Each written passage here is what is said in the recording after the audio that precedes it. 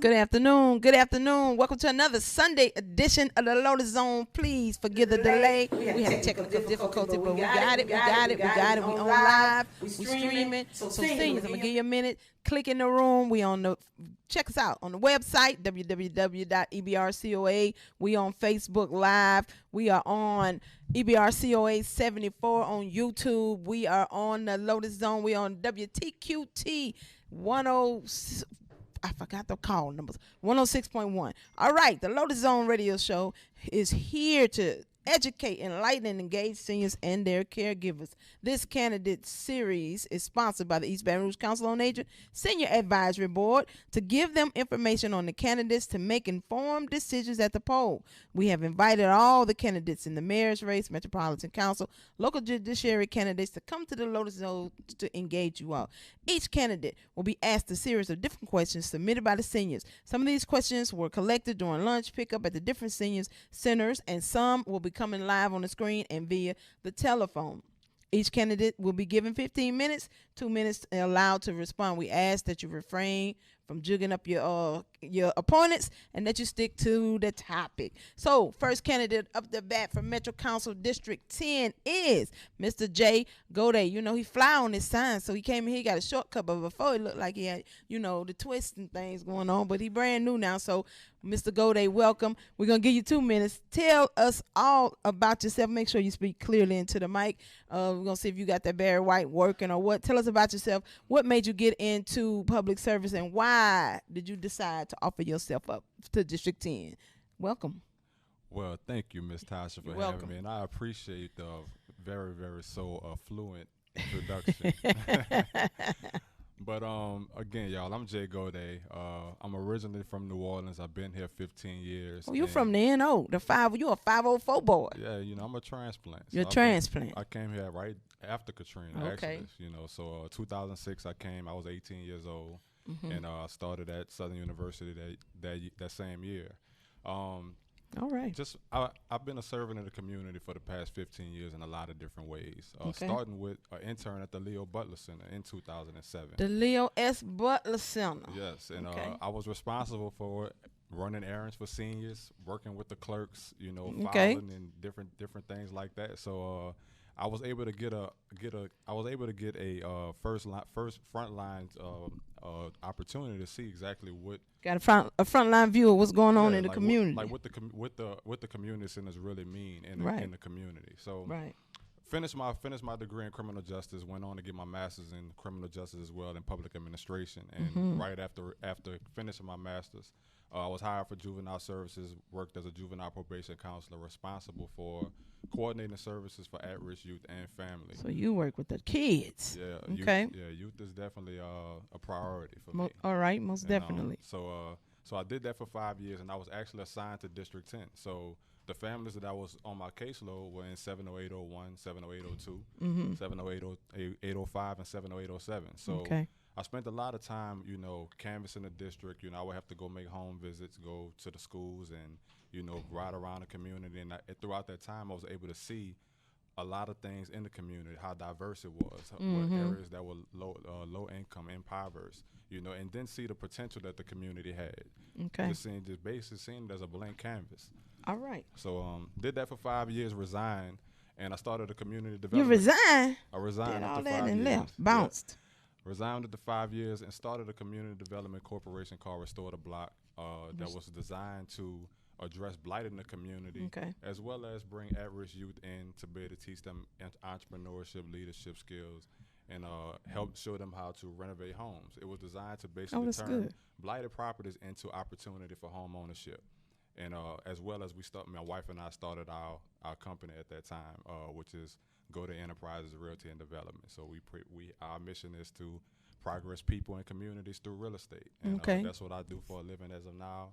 I currently sit on the Housing Authority Board for East Baton Rouge Parish Housing Authority, as well as Urban and Mixed Use Development Board for the Urban Land Institute. So I'm running on the fact that I want to strongly address blight by changing our city codes and blight ordinances to transform blight into home ownership. Well, good. I'm glad you brought that up, because that's going to be one of the first questions.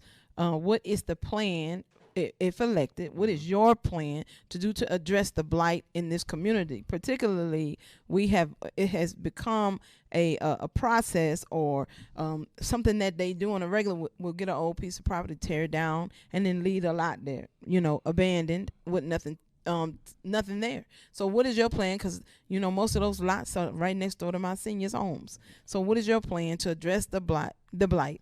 We have over 6,000 pieces of property in the parish that are blighted, and we have quite a few that's in the RDA land bank, for a better term. I don't know, whatever they call it. I call it a land bank, but y'all call it something. I'm with you. So what's your plan for blight? So just like you just said, Ms. Tasha, sure. Blight to me especially does not mean condemning properties and cleaning up vacant lots. Because once you condemn a property with no plan, you leave an open lot, which is an opportunity for infill and more blight. Mm-hmm. So foundationally, which I'm not going to just be looking to address, but looking to sponsor, we have to change the city code and blight ordinances, because currently a property owner can own a property and they're in compliance as long as they board up the windows and cut the grass. So this is what you have, and you see communities where people may not even live, not just in the community, but not even in the state. Right. And they're holding on the property. As long as they're cutting the grass and boarding up the windows, they're in compliance.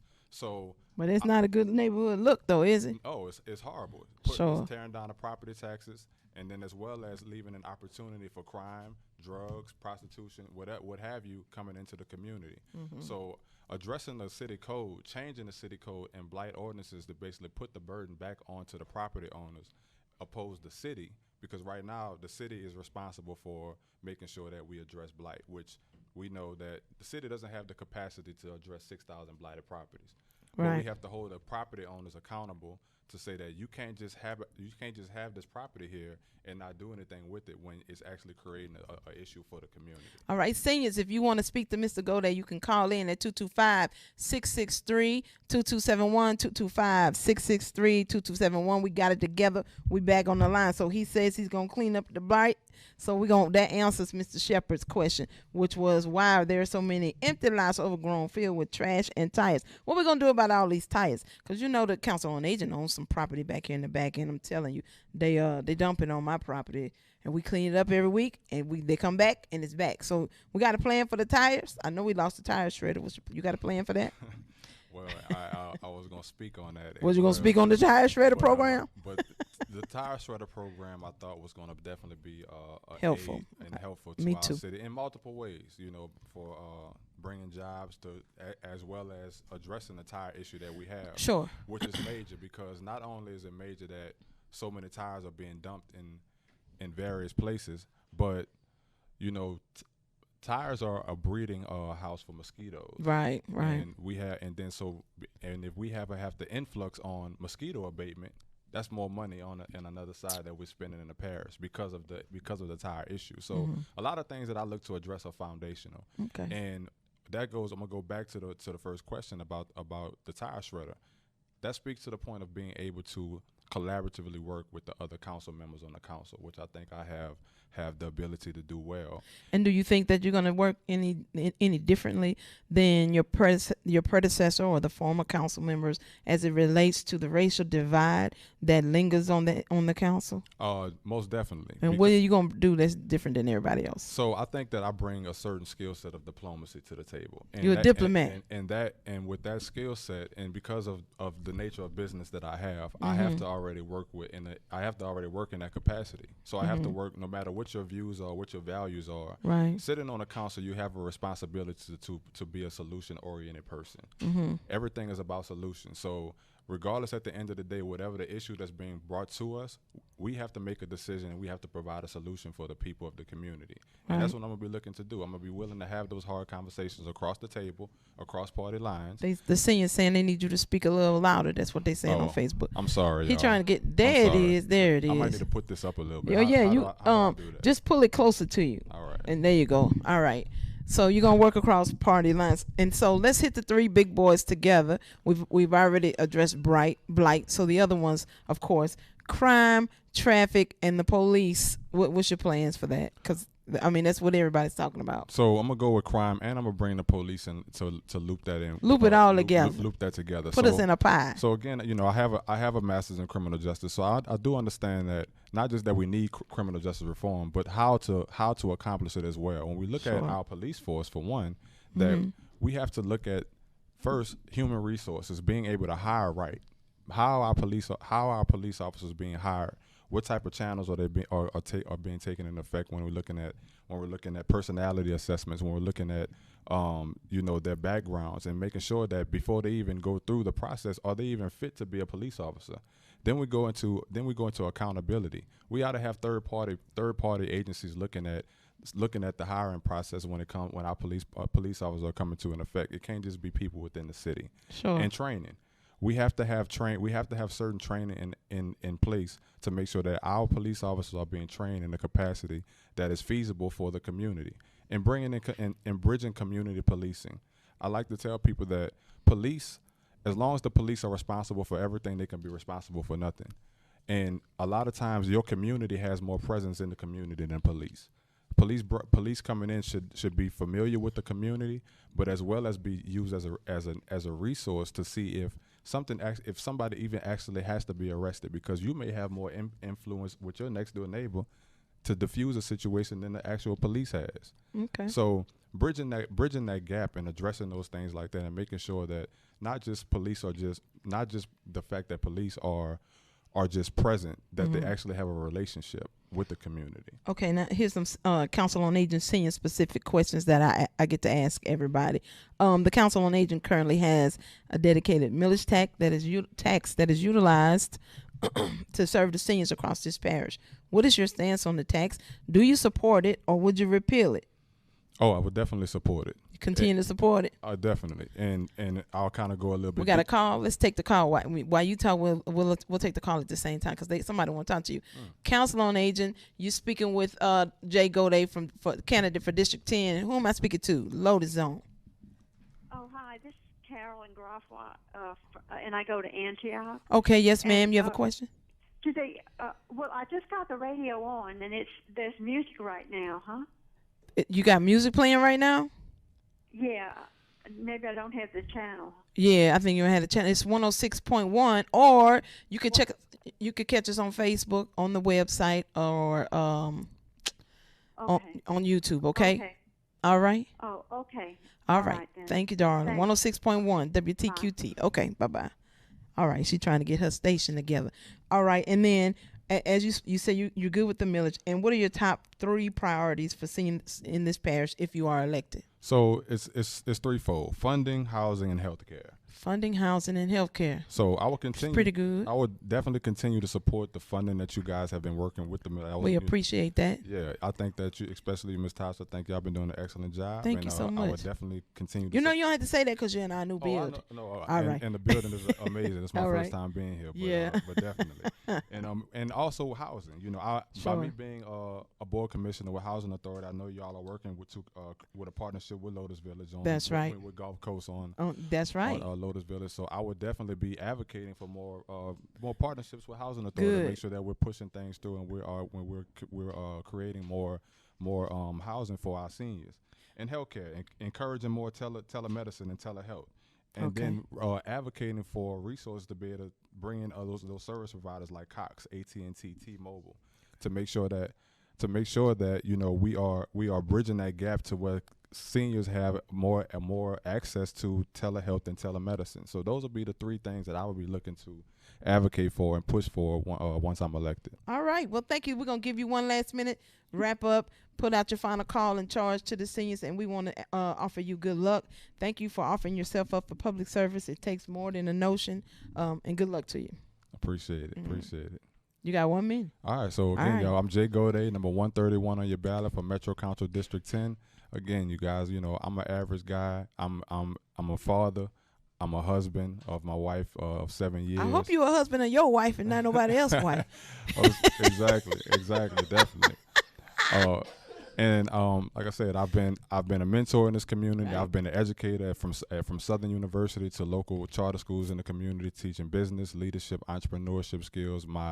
I have a definitely strong presence with the youth to make sure that the youth are our next generation of leadership, and we have to make sure that they'll continue to be built up in our community. I'm a small business owner, and as well as, like I said, a mentor, and I'm looking to bring my level of skill sets, the combination of my skill sets, to the council to make sure that we are not just we're looking at things from scrutiny, and we are delivering and make sure that our city continues to be progressive.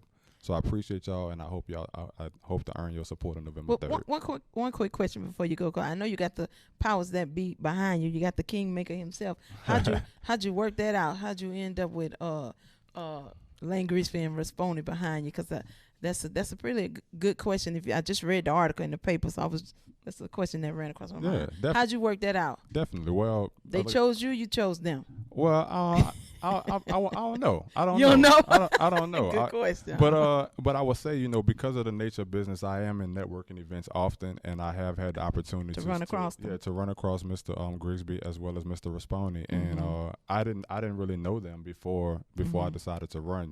We just kind of met in passing, but when they heard that I was running for office, they reached out and decided to support. So, me running a campaign, hey, I say that I am a representative of all people. And anybody that supports Jay Gaudet knows that they know what I stand on, they know what my platform is. And if you decide to support, then you know what it is, and you are vowing to say that, hey, I like what he's offering. That's it. All right. Well, thank you so much. Up next, we have Miss ANDREA COSEY. She'll be coming up next. She's also running for District 10. Thank you so much, Mr. Gaudet. We appreciate you for coming in. And as she comes, seniors, we're going to put up some information for you all so you can know everything that we have going on in the next week or so. Because, look, it's coming in. First thing we got, Spooky Bingo, right? With Shan and Charlotte, they running bingo this Wednesday. They put me out of bingo. They think they more fun than me. But anyway, we got bingo with nice prizes, with different prizes, something unexpected. We might give you some tricks. We might give you some treats. So you got to come tune in for Spooky Bingo. That's Thursday at 4 o'clock, right? And then we have getting ready to... Council on Aging, serving seniors. Council on Aging, serving seniors.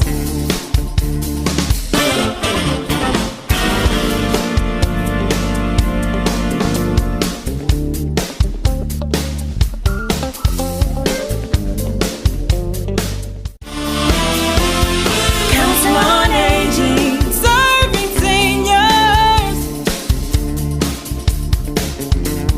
Council on Aging, serving seniors.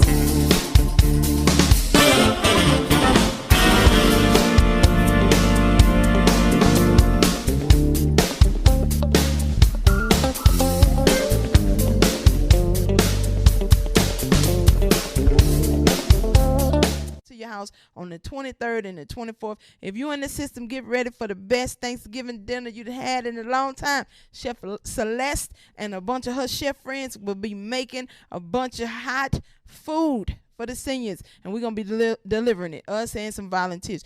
Hey, I might even be the person that delivers to you. And then we had an 18-wheeler of turkey. So listen, we're going to get ready and move on to the next person, because I'm trying to catch up with my time, because we started 9 minutes late. Thank you. Miss ANDREA COSEY is here. She's going to tell us why she's offering herself up for service. She's running for Metro Council District 10, and she's going to share with us her platform. Welcome to the Lotus Zone. Won't you tell us, take a couple of minutes and tell us all about yourself and why you decided to run for this office? All right. Well, thank you for having me. It's quite a treat to be here today. All right. I'm a big fan of Council on Aging. Thank you so much. Yes, ma'am. And I want to encourage everybody in the city of Baton Rouge to get involved in our politics. In our politics. All right. That's right. Go ahead. It's our city. That's right. Well, all politics is local, right? That's right. Can't vote for the president until you vote for your council person. That's how I see it. Exactly. That's right. So tell us why you decided to run and why you decided to get involved in politics. What moved you? Okay. I'm moved by the fact that we've got a beautiful city here in Baton Rouge full of beautiful people, but our city needs to reflect that beauty. And I think this is a great time for us to get together and start cleaning our city up. Yeah. Getting rid of some of the blight, working on the weeds, building some sidewalks, bringing in some lighting. Sure. Just doing the things that it requires for us to thrive here in this city. And since you right there, what's your plan to do those things if elected? What is your plan to fix all of that is broken? Okay, well, we've got some master plans here in the city. We've got the Scotlandville master plan. We've got the Old South Baton Rouge master plan. Even Northdale has a plan. And we got a lot of studies, too. Exactly. And a lot of money was spent on those studies. And what happened? Well, now it's time for us to get involved and make those studies come to life. So the studies went dead. Well, they've got to be... She don't want to say it. She's trying to be political. You try the studies go dead or what? Well, we need to get some more people involved. Okay. Okay. All right. Reality is even the best laid plans don't work without the people. And once we get our citizens, our residents, our politicians, our nonprofits, businesses, everybody to the table to bring our city to life, I think we'll be very successful in having a great city in Baton Rouge. Okay. And so what's your plan to bringing all those people together? Because, you know, most folk that I know, they work a lot or they got 2 jobs and a bunch of crumb snatching kids. You know, they zooming on school now and they bad, they ain't acting right. How you going to bring all these people together when, you know, what's your plan? You got a plan to bring them together? Yes. You going to go first? You going to lead by example, huh? You're so funny. Well, it's true. It's true though. People are busy and they're all over the place, and we've got to use what we've got in order to make it work. We've got to use the technology. And if people aren't tech savvy, we need to provide courses where they can become tech savvy. We need to provide town halls, and maybe we have more than one meeting, and we don't have as many people in the building, so that it feels a little bit safer. Because we know that we're dealing with COVID right now, and so it's harder for people to really connect in a personal space. But it's not impossible. Right. And we've got to have newsletters, newspapers, use our television, our media, whatever it takes to reach the people. You got a lot of this. You running for Metro Council or for the mayor's office? I mean, I'll let you talk about you. You're not gonna be able to do nothing but go home and go to bed if you're gonna do all that. All right, let me ask you this: what are your top 3 priorities for seniors in this parish if you're elected? Number 1 priority, safety. Okay, it's got to be a safe community. When your grandchildren come over, your kids. I ain't got no grandkids. I got a dog though. But go ahead, I'm listening. Yes, but you've got neighbors, and when they come to visit you, they want it to be safe. I don't fool my neighbors though. Just kidding. And they might need a sidewalk so they can get to their neighbor. You know, right. There You're might right be about a divide that because our infrastructure doesn't allow us to visit like we want to visit. And so that's the first thing. Second thing, we've got to have a better infrastructure. I agree. And we've got to attract businesses that can provide things like our prescriptions and various little things that we used to be able to get from the dollar store that need to be in our communities. Right. So, and a grocery store. So I'll include that in step number 2. We need a grocery store. Seniors need some grocery stores. That's for sure. We got to have it. We got to have it.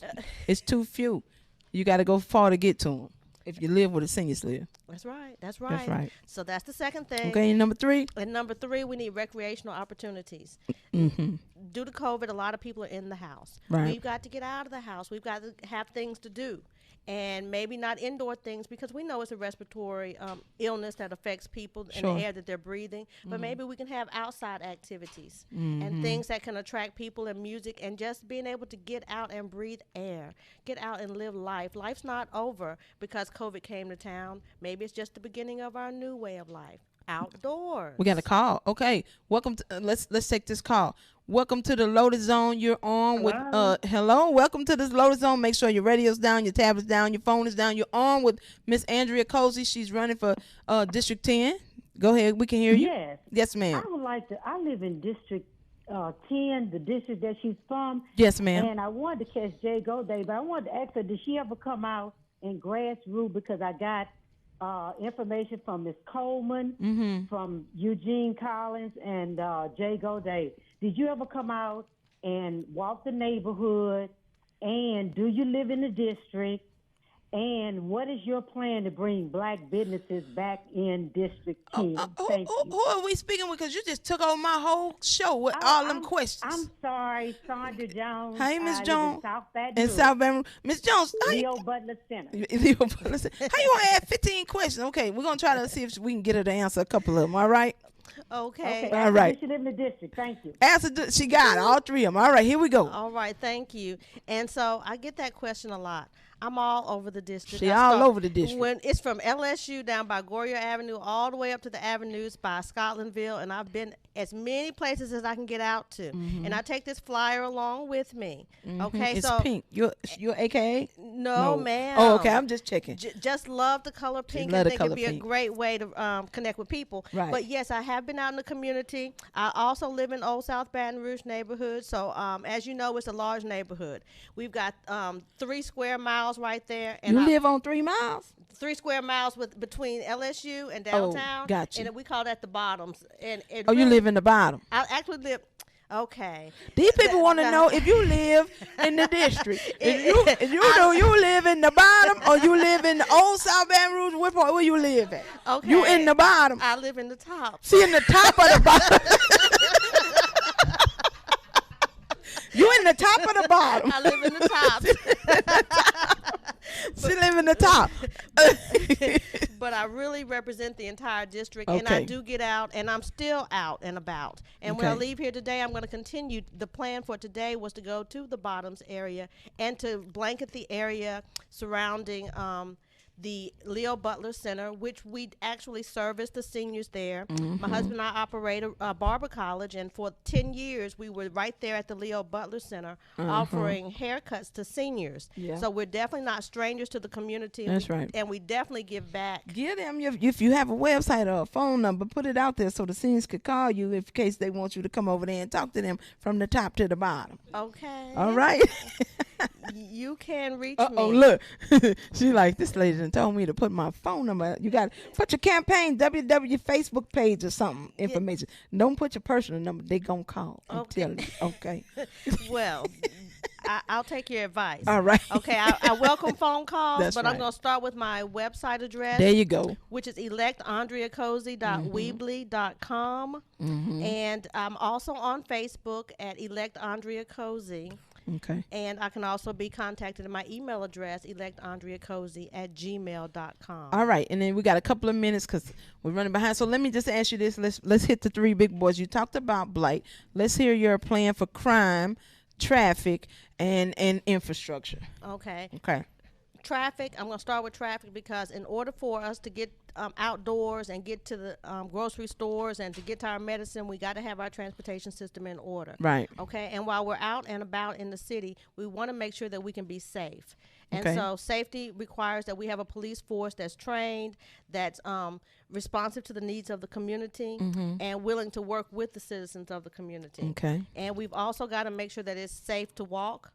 Walkability is important. Make sure that we have sidewalks and adequate lighting so that we can connect our city from the top to the bottom, from the north to the south. There you go. We all want to be together. We all want the same thing, don't we? Yes, ma'am. All right. And so in this last minute or so, go ahead and tell everybody why they should vote for you now that they know that you live in the district and that you've been running around in the district and what you've been doing. Go and tell them why they should vote for you. All right. Thank you. You're welcome. My name's Andrea Cozy. I am a resident of South Baton You want to Rouge. read something off of that? Yes, Go ahead. She want to read y'all something. Okay, go on and read.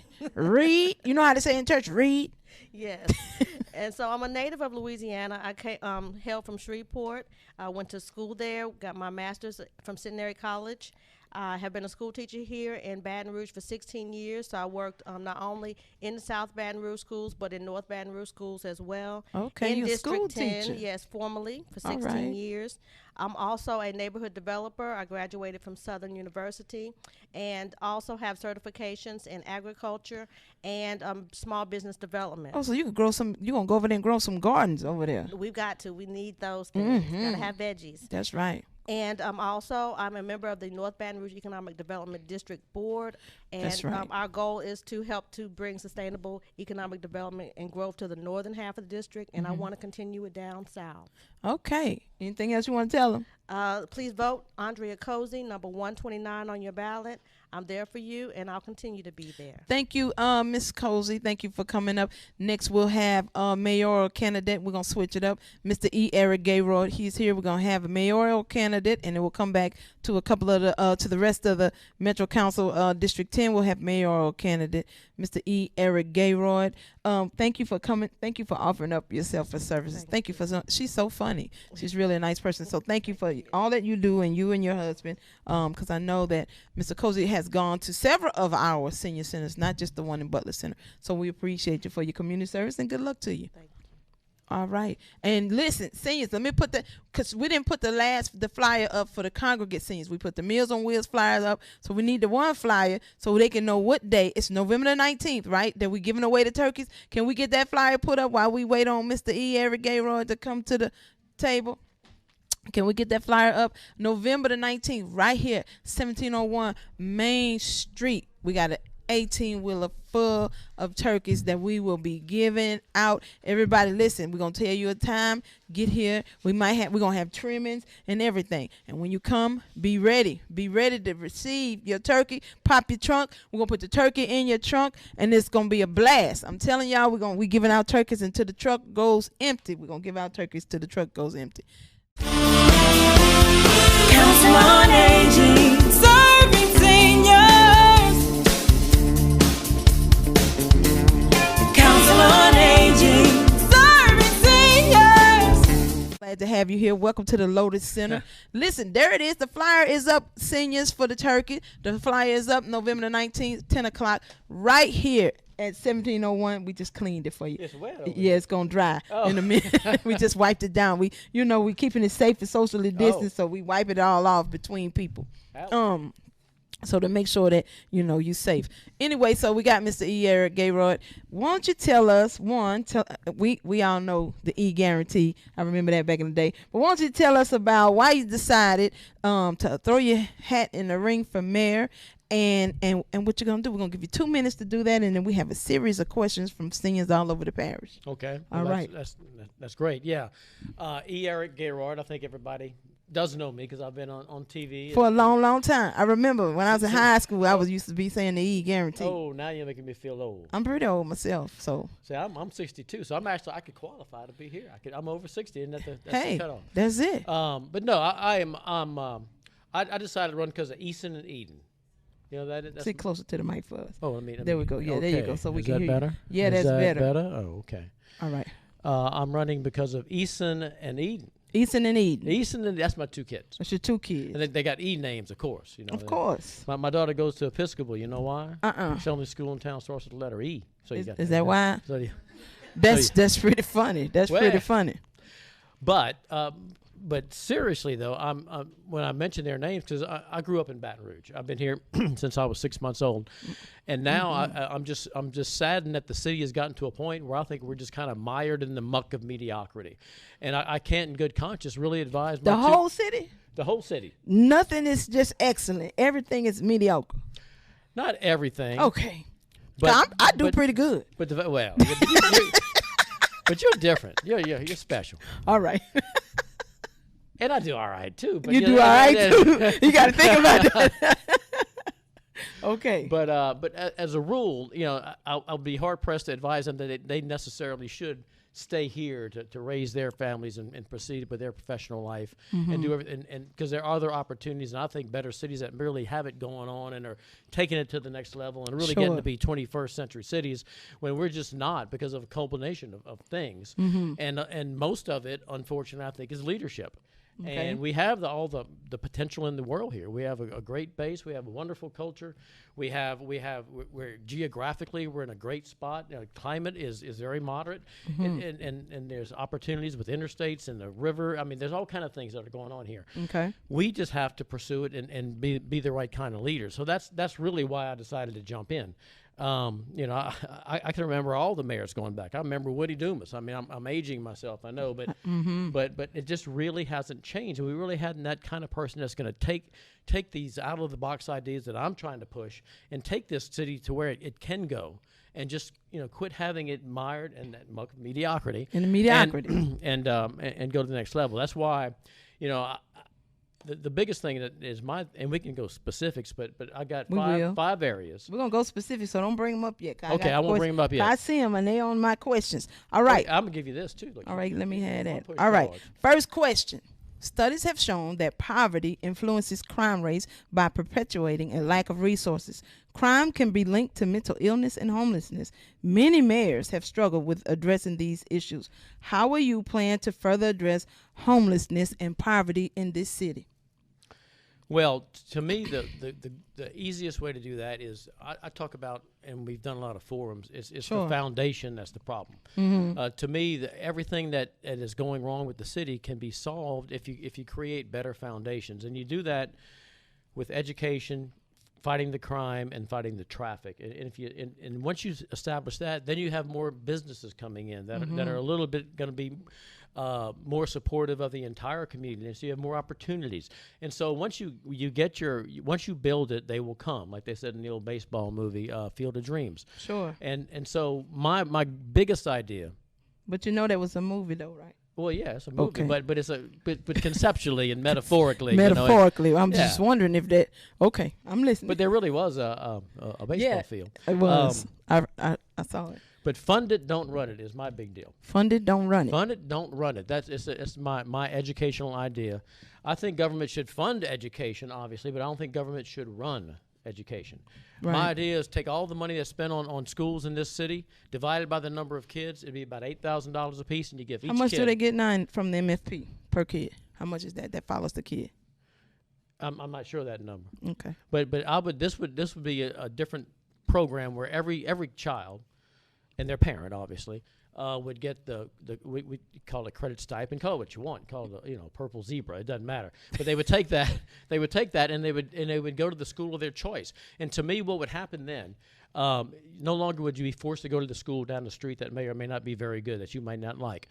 There would be an educational whirlwind would descend upon Baton Rouge from around the country. There would be so many educational schools and operations and businesses that we can't even imagine. Are they going to build some more schools? Well, they could either build more schools or they would utilize the structures that exist now. Because if you gave me $8,000 and I had a teenage daughter, and okay, I got this money now and I want to send them to Episcopal, what's the likelihood of that really happening?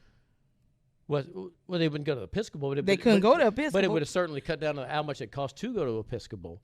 And it is. Maybe. They're very proud of that school, let me tell you, because I know I've had two go through there. But even not just Episcopal, even schools like the Dunham. My daughter went to Dunham for a minute. And even if you could have the money, but you still have to have the influence to get into those schools. That's true, but see, but there'd be so many more opportunities because there's just a few right now that are really good and excellent in the private world.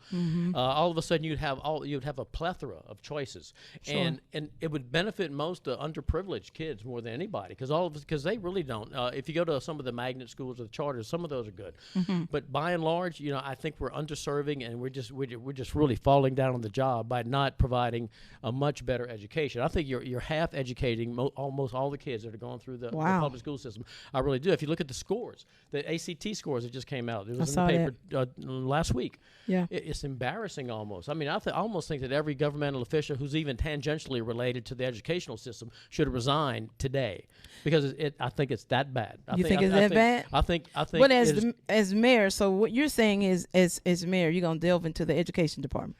Well, because the mayor, in actuality, they always give an opinion, but they really have nothing to do with the education. But they do have. They have a bully pulpit. They do, and the mayor could talk about it every day, and they never talk about education. They don't even mention it.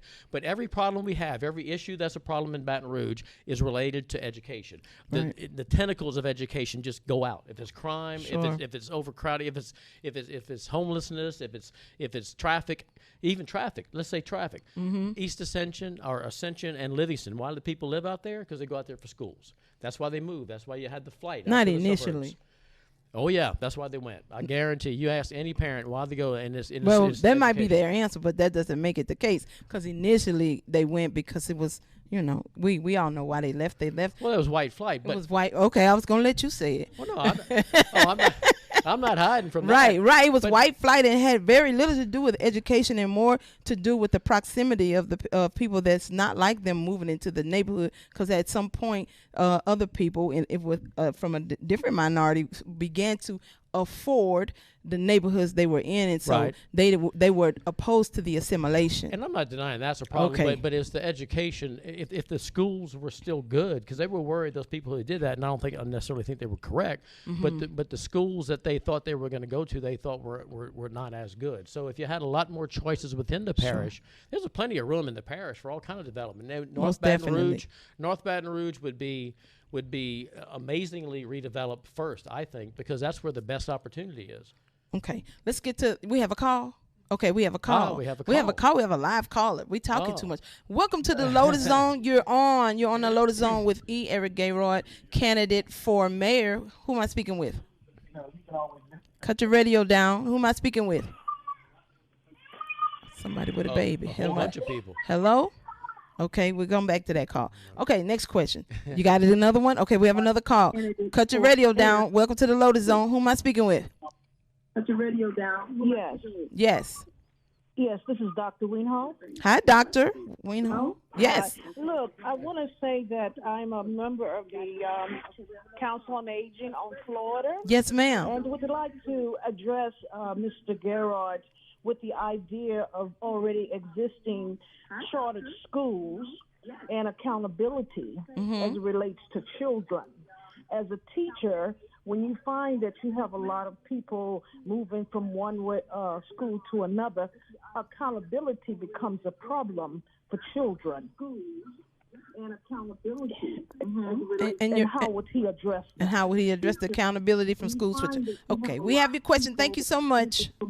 All right. See, when you have a totally private system like I'm advocating, it's consumer based. So just like any other thing that or product or service that you want to go get, it'd be education. If you go to a grocery store, if the government made you go to one grocery store down the street, if it made you go to Winn-Dixie, and then you could only go to Winn-Dixie, but you like to go to Rouse's, you like the chicken at Rouse's, maybe, you know. Why I gotta like chicken? Well, I don't know. Now, don't go there. I'm just kidding. She's picking on me. I'm just messing with you. Come on. I got picked on at a forum the other day. I saw it. That was not nice. I saw you. And he was wrong, by the way. Did you go read the article? I did. Oh yeah. Okay. He was wrong. All right. Anyway, we're getting way off here. It's about COVID in the country of Sweden. Anyway. Right. But no, the consumer would rule here. Okay. And so that's where the accountability comes in. And just like any other business, if you're providing a good service and you're giving a good product and you're giving good service in return for that money that you're giving to whatever business that is, that's where the accountability comes in. And the same with schools. And it is something that nothing has ever been tried like that in the country. But I think it would be a transformational change to Baton Rouge. And for a change, we'd be a harbinger. We'd be a leader in the country instead of a follower. We'd be at the top of the educational heap instead of the bottom. Okay. I just think there's so much can be done with it, and accountability comes with consumer choice. So let's talk about the three big boys it's 3 or 4 topics. 3 big boys? I call them the 3 big boys. It's maybe 4. That the mayor. I'm going to be the fitness mayor too. You're going to be the fitness mayor? Those big boys might have to take a diet or get on an exercise program. Okay. It's a lane for all of us big boys and big girls. Okay, let's not get off topic. Let's talk about the 5 subjects that everybody is asking that you've been talking about all over town. Crime, traffic, and blight and economic development for certain aspects of the parish. Okay. What is your plan for those? Let's see if we can get that in a bundle. Okay. Let's talk about, and you can go to fusetherouge.org. There it is, fusetherouge.org. And please tell us, expound. When you get to crime, let's talk about the Rouge Nation? Guardian Rouge. Let's talk about that. And remember, my whole slogan is Fuse the Rouge. I want to bring the city together. I think we're a very disparate city, economically, socially, racially, all kind of ways. And I want to bring us together. You know, I think I'm the person to do that. But the Guardian Rouge, I think we should combine the city, police, and the sheriff into one new entity, a new 21st century crime fighting force. I envision community policing on steroids. We're going to get rid of the green, get rid of the blue. We're going to have red, or maybe a kind of a hip maroon. You know, new uniforms, new cars. The city police station down there at Airline and Goodwood would be red. So, but training would be excelled, enhanced. We would have higher pay. I would like to see a martial art trained and more fit. So whether you might not have, we're gonna have kung fu fighters. Well, because so you wouldn't have as much lethal force problems as you do. Like Alvin Sterling and George Floyd and all those sorts of things. And I'd like to see The Rock out there, taking care of. I'd like to see The Rock anywhere. Oh, boy.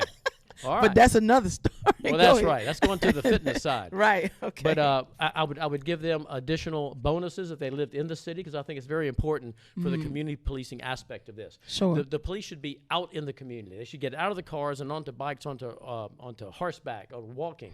I want to see the 21st century version of the Cop on the Beat from New York City, the old movies where the Irish Officer O'Malley was walking down in the beat. Everybody knew him.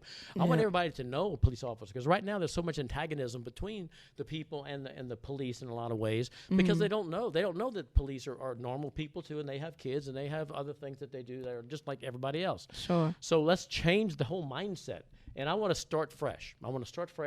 And get the sheriff and the city both have their albatrosses and their past problems. So let's just start new and get it fresh.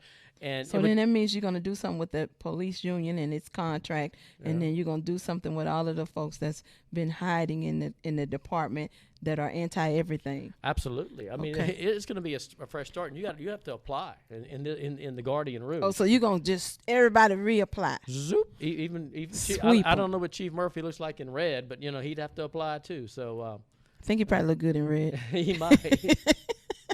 But so that's kind of one of the big out of the box things that I'm really advocating, and it's been done in some other cities, in Jacksonville and Las Vegas and Nashville. And is it successful? Yeah, it's been successful in all those cities because it saves money. It combines two entities that are essentially overlapping. I'm a personal injury lawyer, so I'm always dealing with police reports, and we never know who's doing the accident. Is it the sheriff? Is it the city? Because they overlap so much. And that goes into the whole St. George thing, which I'm against, by the way. Oh, are you? Yeah, let's talk about that, because I was telling the last mayoral candidate that was here, my mother went to bed in Baton Rouge and woke up in St. George. That's right. She's not that happy about it. Yeah, I live technically in St. George, and I'm not happy about it either, because I think we should be one city, one heartbeat, like Coach O says about the LSU football team. I think we should be one, and I think that's kind of dividing us. My whole idea is to fuse the Rouge. 17,000 people should not be dictating what happens to 500,000 people. And besides that, I think they cheated the way they did it. Well, they gerrymandered the district first, and then after they lost the first time, they redrew it and drew out the people that voted no, and then How about that? I mean, if you read, that's what it reads like. There's no reading like. It is. It is what it is. I mean, you had a line going straight, and all of a sudden, whoop, a big old square. Right. And that happened in several spots in allegedly St. George. Or I don't even know what St. George or who that was, actually. I'm a Baton Rouge, and I'm not a St. George. I know they got a bunch of firehouses named after him. I guess, and he killed a dragon or something. I don't know, but I don't know. Just like it's somewhere in Ennis World, isn't it? Yeah. You know where that is? That's right. That's the neighborhood you live in. It's called Ennis World. If you ever have your phone on and you're over in the St. George area, it always pops up Ennis World. Really? Go check that out. Huh. Okay. I stumped him. All right, let's get another question. Okay, you're still talking about crime, traffic, and sewer. No havoc traffic. Infrastructure. I call it 1,000 points of fright. So you're gonna build the bridge that. Well, that's the first thing. Well, first make a decision. I feel like the football referees with the instant replay, they look and they take forever. Just make a decision, for God's sake. Right. And we keep doing studies and they cost a lot. They do.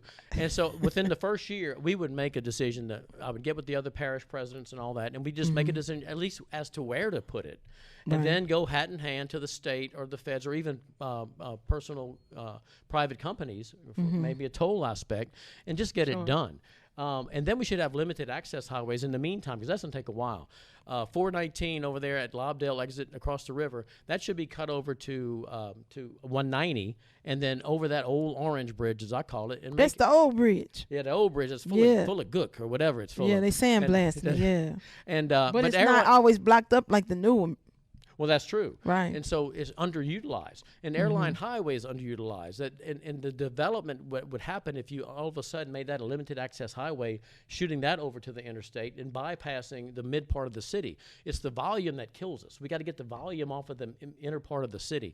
Do you think it's the volume on the inner part of the city, or is it the people coming in from Prairieville, Livingston Parish, and Gonzales, and all those places that's coming back into the city to get their paychecks and taking the tax resources back out the city? Well, that's why if you had fund it, don't run it, that would Funded change. don't run it. Funded don't run it, the educational system, because all of a sudden they'd be living here in the parish, because you'd have to live here in the parish to get that $8,000 credit stipend.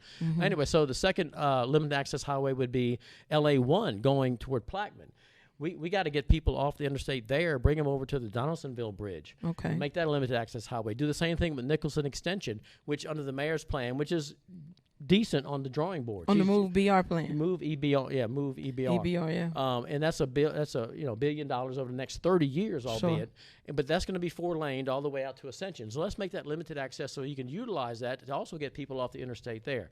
So you do that, and then even though that plan is good, it doesn't address a lot of points that I see every day in driving the city. I see clients all over the place. I've had 30,000 clients over the years. And, have you? Wow. I have, and most are in the black community too, by the way. So, but I see it every day. Like at Essen, when you get off at Essen, off the I-10 going east, there's one lane. Everybody going into that medical corridor, all the nurses, all the people that work there, it's one lane, and it stacks up every day. And there could be other ways to change signage, change some access roads. There's things you can do without building whole new streets. And I see that on a lot of exits on Segan, and there's other places like that. So I say just tackle the 1,000 points of fright. College Drive, there could be easy things that could be fixed there. And that's just a madhouse if you ever go on College Drive in the middle of the day. Sure. So you can't get to the Chick-fil-A. You can't.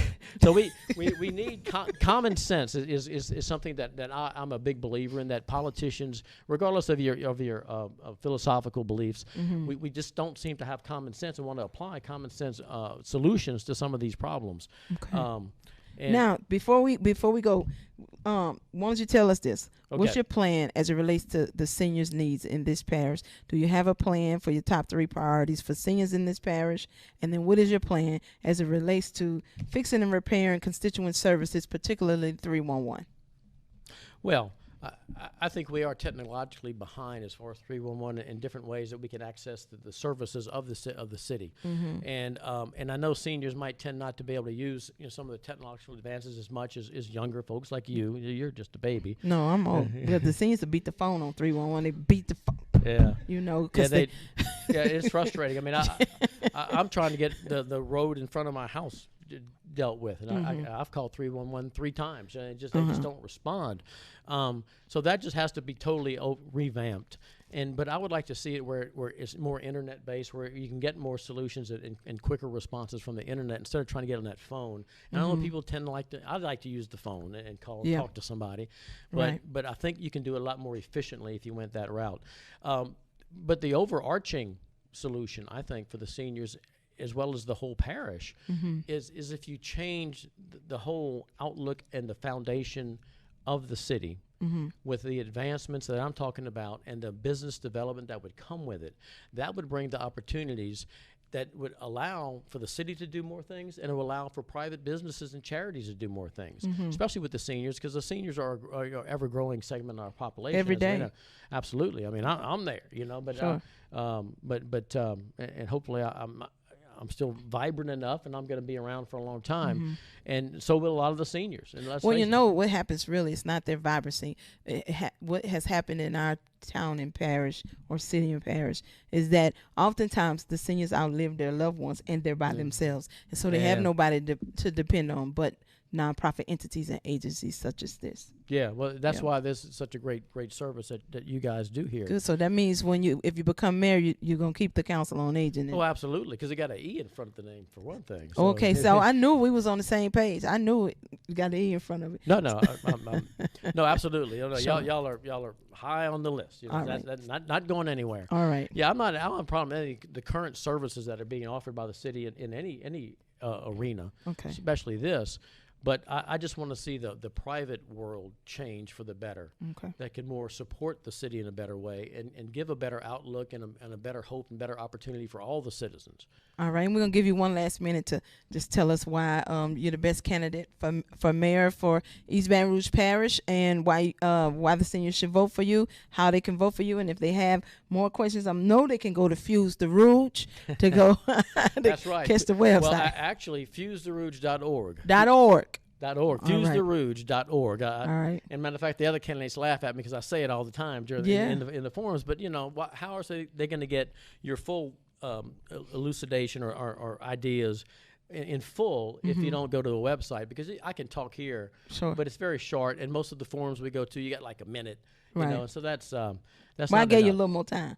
Well, yeah. Yeah. No, I appreciate that. But, so fuse, I want to bring the parish together. I want to fuse the root, just what that name says. If you look at it, I also have a stick that I'm leaning on in my logo. That's not the broom. No, not the broom. Oh, okay. Yeah, you're messing up my ending. My bad. I'm sorry. Go ahead. I just jumped in early 'cause I knew it was coming. Go ahead. Of course, they wouldn't let me bring my prop in, but that's okay. Okay, good. But no, it has a stick, black, yellow, white, tan, and it's a stick that merges into a red, the red top. And what that symbolizes is all the races of the world come together into one red stick, one community here. And so that's why I want to be the cohesive part that will bring the city together in all kind of ways. And I got the 5 things to remember. You got the education fund it, don't run it. You got the no havoc traffic, 1,000 points of fright. You got the Guardian Rouge. The red is coming. Nunchucks. Everybody getting That's nunchucks. right. They can be tough. All right. Business development.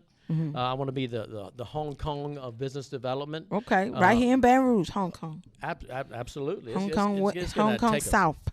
Hong Kong, well, kind of southeast, west and south. Anyway, okay. And community relations. That's a big thing for me. Quality of life. Like I want to put City Park golf course out of business. We need to quit appeasing 17 golfers. Let's make that a central park, like New York City has. If you've ever been to that, it's wonderful. That services 10 million people. Right. Why can't we have a central park? It's already built, essentially. Yeah. It'd be beautiful for festivals, for picnics, for people hanging out. Why don't we have that? And that's thinking out the box. What happened to City Park? Because it used to be like the upper echelon of back golf, but now everybody goes to Santa Maria. Well, Or but the that Country golf Club course Louisiana. is still open for Yeah. whatever reason. And it's just a waste of land. Okay. And I want to have a new mascot. I want to have a Tigua, which combines the tiger and the Tigua. jaguar. A Tigua. That's going to be our new mascot in Baton Rouge. Tigua. That's gonna look like it's kind of inbreeded. I don't know. No, if that's, I got one in my car. You got a Not a real Tigua? one. Not a real one? He's a stuffed animal. A stuffed animal. I should have brought him, but they wouldn't have. have had another prop. I couldn't bring him in. Right. But anyway, quality of life, lifestyle, and community relations. That's a big thing to me. A lot of what the mayor should do is not just programs, but should be a leader, should be a motivator, should enthuse the kids and the older folks and everybody to go on to better opportunities and have a better city and come together and work together to do everything. So that's what I want to do. That's why I think I'm the man. Eric Gaudet. All right. Fuse the Rouge. Mayor President. Thank you so much for coming. We appreciate it. I enjoyed talking to you. Good luck. And up next, we have Mr. Devontae Lewis for Council District 10. Devontae Lewis, we're going to go to a quick radio break. Quick break. We're going to a break? Yeah, we're going to a quick 1-minute radio break. And we'll be right back. We'll be right back.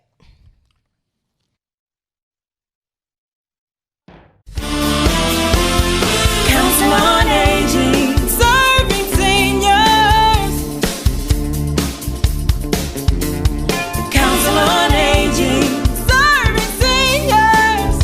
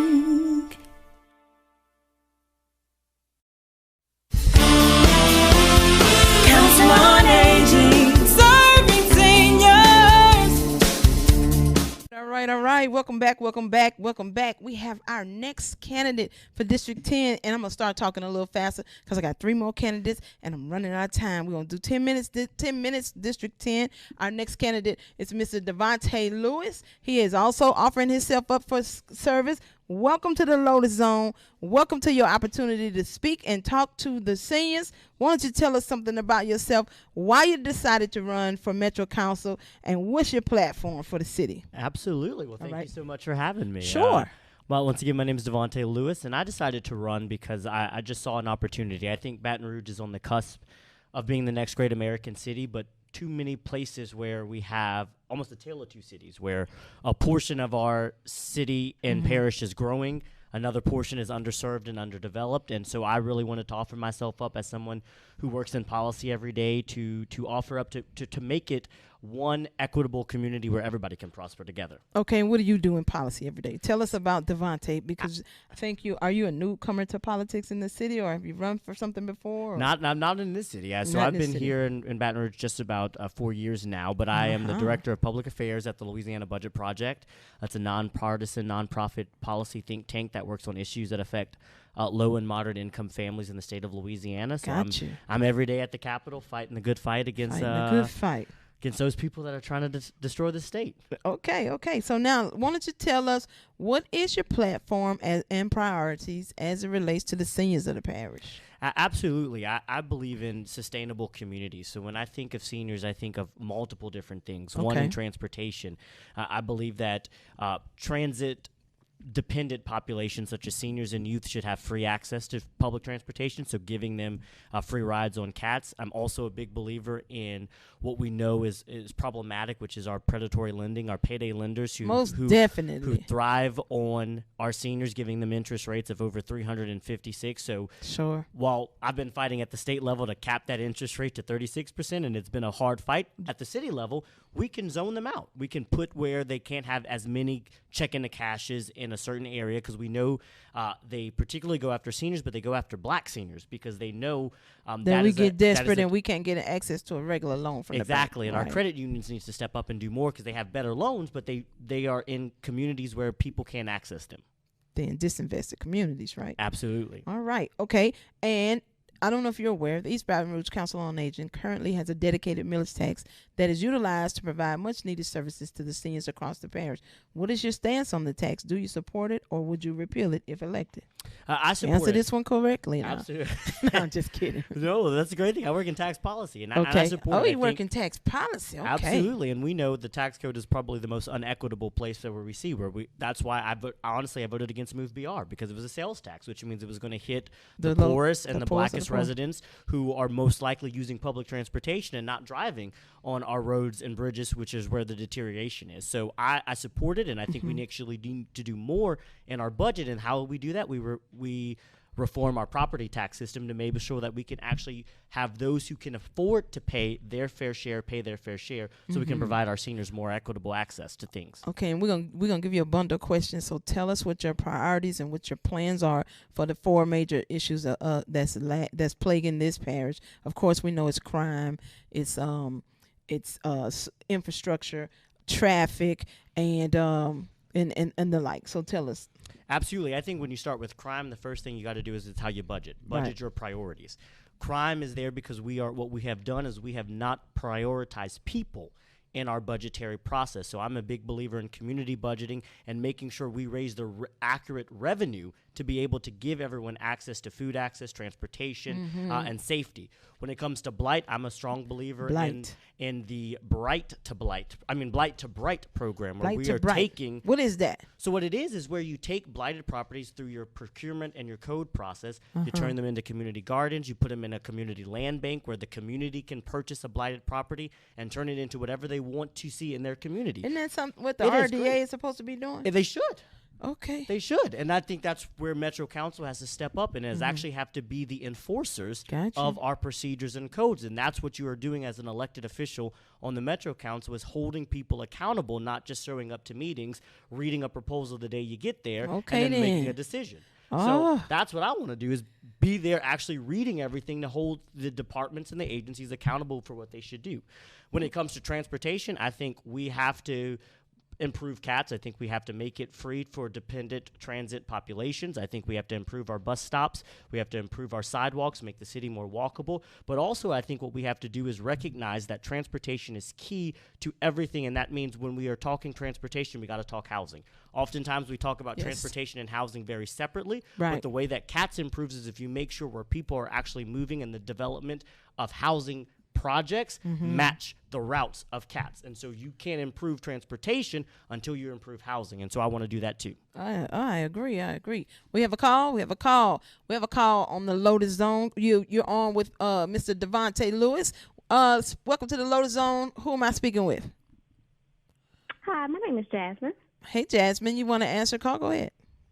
Ask your question. Yes, there are enough businesses on Segan Lane, Blue Bonnet, and Essence. Does he have a vision for North Baton Rouge? Great Crank question. Road, Airline Highway, Florida Boulevard.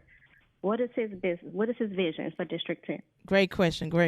Absolutely. And I think that's what we have to recognize is business development is happening in the south part of the city and in parish and other places. And so how do you bring businesses to North Baton Rouge?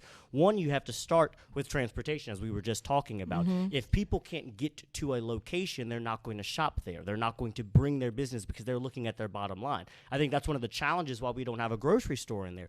There is a problem when they're saying, when we talk about food deserts, I talk a lot about food swamps, where we notice that communities are swamped with dollar stores and McDonald's, which means you're not going to go to a grocery store if you can get a $1 meal, or you can go to the Dollar General. So what you have to do, get 4-day-old bread. 4-day-old bread. So what you got to do is you've got to use your zoning process to stop the proliferation of what we see of businesses that targeted poor and black communities, because that's why you don't get business development there. Whole Foods is not going to go to North Baton Rouge because they know that's not where their clientele will be. They know people won't access it. People don't have the resources. And people don't have a whole paycheck to give them. Exactly. They ought to be. They need to be named whole paycheck. And that's why we gotta raise the minimum wage and give people more money. So I think when we talk about developing Plank Road or Florida, we have to look at things within transportation and housing and bringing people to the communities that then can actually access the businesses that live there. So you have a plan for economic development, and if elected, in North Baton Rouge? Absolutely. Okay, and what's that? My plan is, one, we got to start with workforce development. And when we talk about workforce development, oftentimes we talk about giving people training to a job. Right. That's not workforce development. That's not. Workforce development, to me, is developing a whole person. So that means using our federal funds that we get in WIOA at the Workforce Investment Council to give them childcare, to give them transportation, to increase our TANF benefits so people have cash assistance. Because what we think about is, if I just give you training to a job, but I don't give you all the systems around it, you won't be successful. And then when we talk about, well, no one wants to come to Baton Rouge because we didn't have a great program developed at BRCC. No, it's because we didn't give them the system, the support around them to be able to succeed. So if you are struggling to try to figure out where you're going to sleep tonight or where your child's going to be while you're at work, you can't access a very good program that may give you an increase in your funding. So part of my economic development is we got to start with making sure not just talent development, but system development where everyone has the tools to be able to be young successful. Brother on fire right here. So let me ask you this. So you're going to come into a metro council that has been plagued with a divide between the races and between the parties. And what would you do differently that they haven't been able to do in the last 4 years? What would you do differently to work again to bridge that divide? Absolutely. I think the first thing we got to do is next year's redistricting. So we're going to have to recognize that the 5 black districts, they are all 70% black, so they can control the remaining districts. So we're going to have to fight to make sure we have equitable districts. Now, how 5 going to beat 7? Huh? How 5? Because it's 12 to win. You got to have 12. You got to have 7. Well, yeah. We always too short. So how? Well, we got to make them competitive seats. We got to make them where they have to fight for their votes and not just assume that they can win. I think the other thing is we just got to learn to work with each other. So I'm at the Capitol every day, and I pass bills with one of the most liberal members from New Orleans, Representative Landry, but also one of the most conservative members from Carencro, Representative Emerson, because I take the time to get to know them and then say, one thing I do is I don't question anybody's intent, because we can never challenge what's in somebody's heart, but I will definitely challenge you on your impact, the impact of your policy, the impact of your decision, and how it harms people. And when we start from impact, people will actually listen a little bit more than when I challenge your intent. All right. Well, I'm going to give you one last minute to go ahead, wrap it up. Tell us why the seniors should consider you. And I want to offer you good luck. Thank you for offering yourself up for public service. Well, yes, I'm running because I think we can make Baton Rouge the next great American city, and I want to be part of that. I'm Devontae Lewis, number 132 on your ballot. You can find more information at Devontae Lewis, but I think when we work in a consensus, we can make change. DevontaeLewis.com? DevontaeLewis.com. All right. You got to tell the seniors all of it. I know. I realize typing that. in your name. All right. DAVANTE, not an E. All right. Devontae Lewis, thank you so much for coming on. We appreciate you. Up next, District 10 candidate, Metro Council District 10 candidate Eugene Collins, Mr. NAACP himself, who will be with us up next. Thank you so much. Good luck to you. Thank you. You take care. Okay. All right, we got Mr. Eugene Collins coming up. Council on Aging, serving seniors. Council on Aging, serving seniors.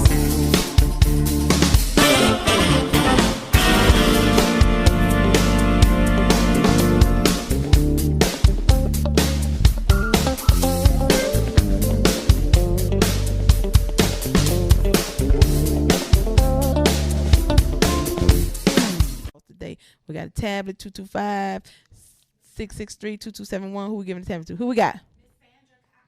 Miss who? Wait, say it again. We missed it. Say it again. Sandra Jones. Miss Sandra Jones. What center Miss Sandra Jones go to?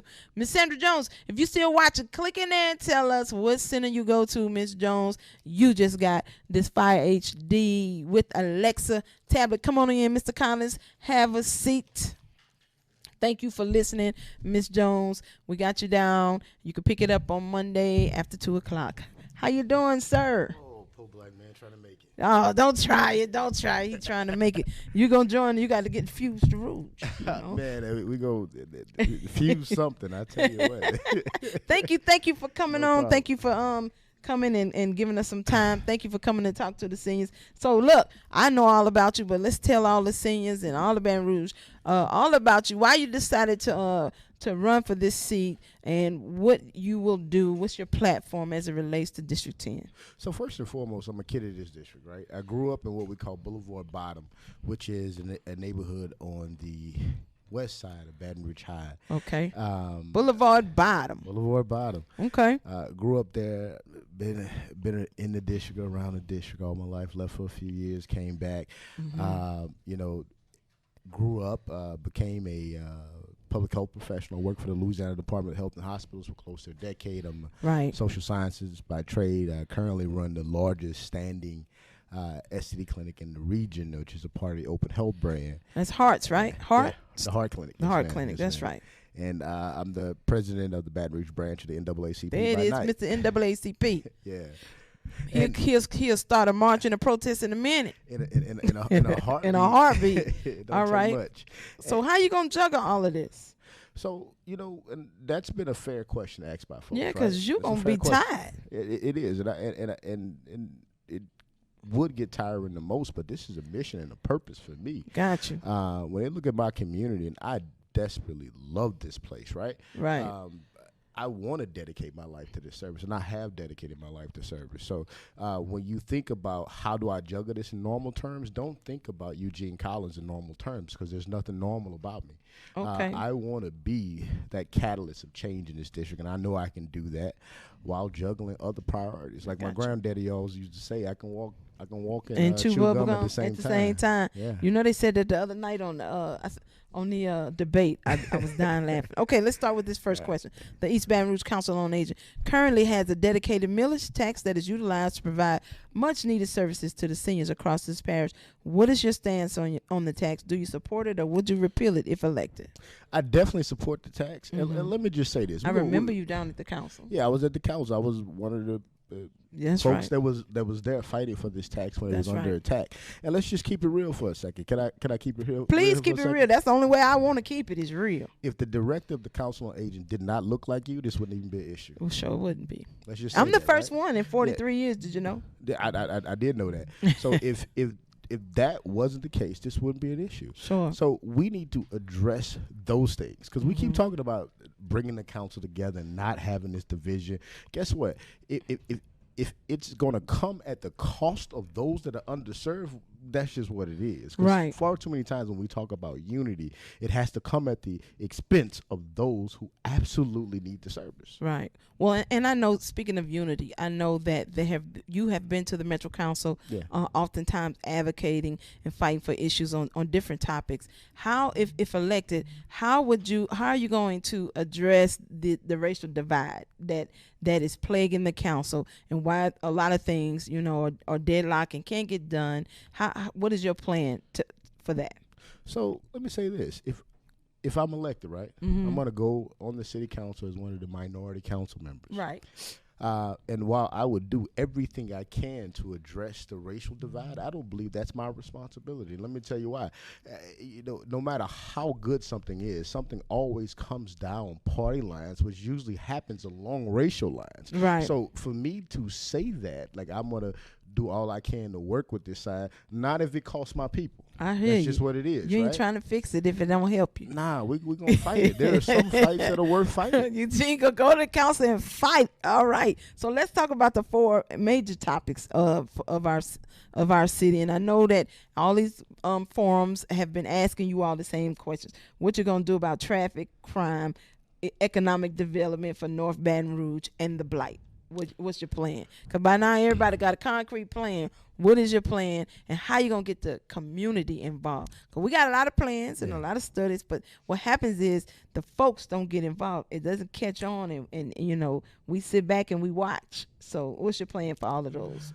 So I came up with something what we call a 10 for District 10. And the first piece of the 10 for District 10 that we're going to look at is economic development. We'll work with public and private partners to look at investment, but outside of that, we have to take a jobs-based approach. We can bring development to the community, but if you're not hiring the people that live there, how are you really improving the economics of that community? So we're going to look at job-based approaches. A few weeks ago, I worked with an organization, and we were able to get 4 people hired in $18 an hour jobs doing fire wash jobs. That's changing that family situation. Then number 2 of the 10 for District 10, we got to look at community development. We got to develop the green space and make the community more walkable. I live in Beauregard Town. I walk outside and I take the little walk down the green space, but guess where it stops? Right when you get into South Baton Rouge. And I don't call it Old South Baton Rouge because that ain't what they call it. So when you get to South Baton Rouge, those things stop. We got to look at community development. We got to look at a push for fair wages. We went to Walmart and we called these people heroes that stood in line, that stood in that line and made sometimes $8, $9, $10 an hour and had to go work other jobs to maintain themselves, right? And we claim to be this gumbo, but that the price we're paying people, we're actually getting a pot of cheap tomato soup. And then we look at ain't no meat in the gumbo. Ain't no meat in that gumbo. When we look at criminal justice reform, it's not only holding police accountable, but it's holding community accountable, but it's acknowledging some of the issues that have historically existed around policing. That's just what it is, right? And when we look at some of the other things, you mentioned, I think establishing a community land trust, getting rid of some of the blighted properties, make sure that they just don't sit there, make sure developers are not sitting on top of property waiting for gentrification to happen and the value of that property to go up. Study plan abandonment. Study it.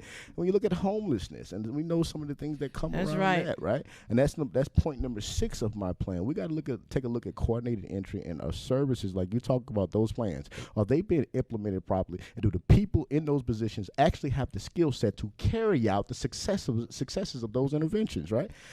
Number 7, we talk about transportation. Is not got only a 10-step plan over here. Yeah, that's number 7 of my plan. It's not only working with CATS to develop more bus routes, but looking at out-of-the-box means of transportation, Uber Health, making sure that people can get to their doctor's appointments on time and all the good things. Number 8, litter and blight remediation. We keep talking about blight, but we got to look at the sources of litter. In the canals right now, there are collection devices that are not meant to be there, that do not collect the trash properly, and we know that for a fact. If you put your trash into a trash can without putting it into a bag, when you put it on the back of the truck and the truck drives around, trash can come out of the truck, and when a storm hits, it washes up into the drains and ends up in the canal. When you talking about trash, it's whole sofas in the canals, because I'm telling you, it's sofas and refrigerators over there in the Jones Creek. I look over there when I'm driving home, look down in there.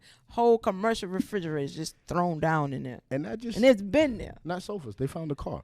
They found a car. Found a car. In New Orleans. Yeah. And number 9, community unity through community organizers. This is bringing a unified community sense. So bringing folks from Spanish Town to South Baton Rouge, from Ogden Park to Banks, and learning from each other and getting to meet each other in social environments and not just meeting rooms and churches. Well, that'd be good if we could unify our own community first, but I digress. But that's part of the plan, all right? Community pride.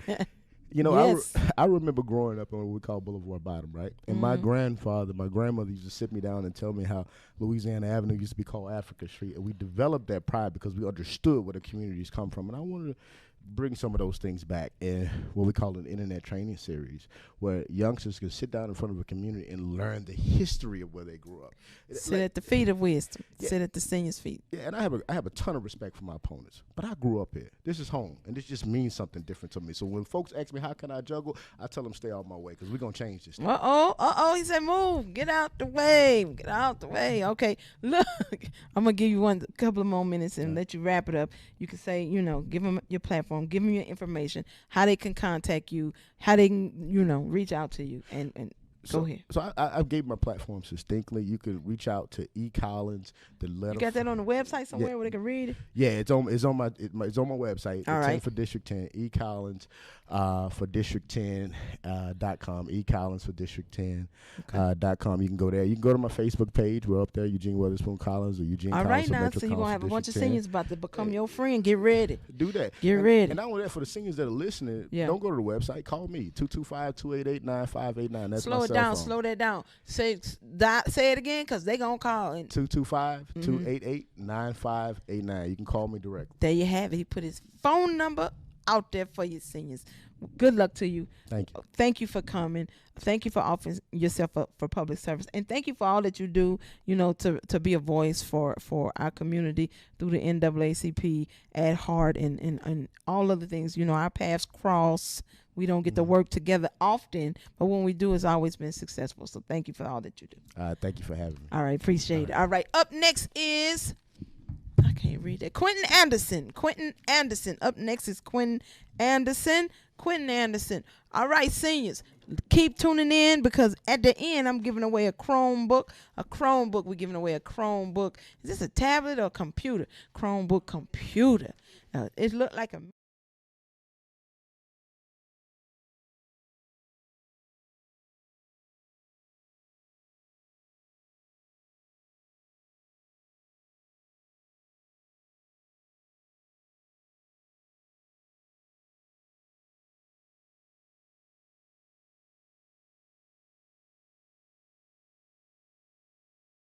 Like he said, look, turkey giveaway. Look at me and Cleo standing on the truck. That's, hey, Cleo not going to like that, but we on top of the truck with the turkeys, because we giving away 18. We'll look this way. Come this way, yeah. I don't know. You might want to put the headset on. You might not. Oh, yeah. You don't want to mess up your fly head. It's going to mess up your do. It's I have yet to put a hat on. I've yet to put a hat on during this campaign. You hadn't? Okay. You want to take it? You can leave that on or take it off. It's up to you. Yeah, I'm going to leave it on. You're going to leave it on? All right, cool. Yeah. I interact with my mom, who has a lot of comorbidities a lot, so I'm I understand. Yeah. I understand. All right, Mr. Quentin Anthony Anderson, why don't you tell us about yourself and why you decided to run? Give us some information about who you are. Well, yes, ma'am. My name is Quentin Anthony Anderson. I am the candidate with the weird hair. So if you have gotten any of my materials and wondered where did Frederick Douglass come from, that would be funny. That would be me. But that's back in the day, right there. They used to bust that. Look, brothers were fly. Yeah, they were suited and booted. Exactly. Yeah, Frederick Douglass was the most photographed man of his time, even more photographed than Abraham Lincoln. Well, it's an honor to assimilate. And they say imitation is the best form of flattery. That's what I would think. But okay. Yeah, I'm running for Metro Council here in District 10. I'm from the district, graduated from McKinley High School. Took a 4-year hiatus to go to Louisiana Tech University just to get far enough away from my parents where I wouldn't run into them at Walmart, but close enough to get in-state tuition. And then came back and got my law degree from LSU. And so most of my education was gotten in the district. I live downtown right now off of Laurel. right. Get a little closer, I'm sorry. because you sound kind of just okay. Right here. There we go. All right. Yeah, right Lives off downtown. I live downtown. I've lived near LSU when I went to law school there, so I've spent the bulk of my time here in Baton Rouge in this district, and so this is a district that's very near and dear to me.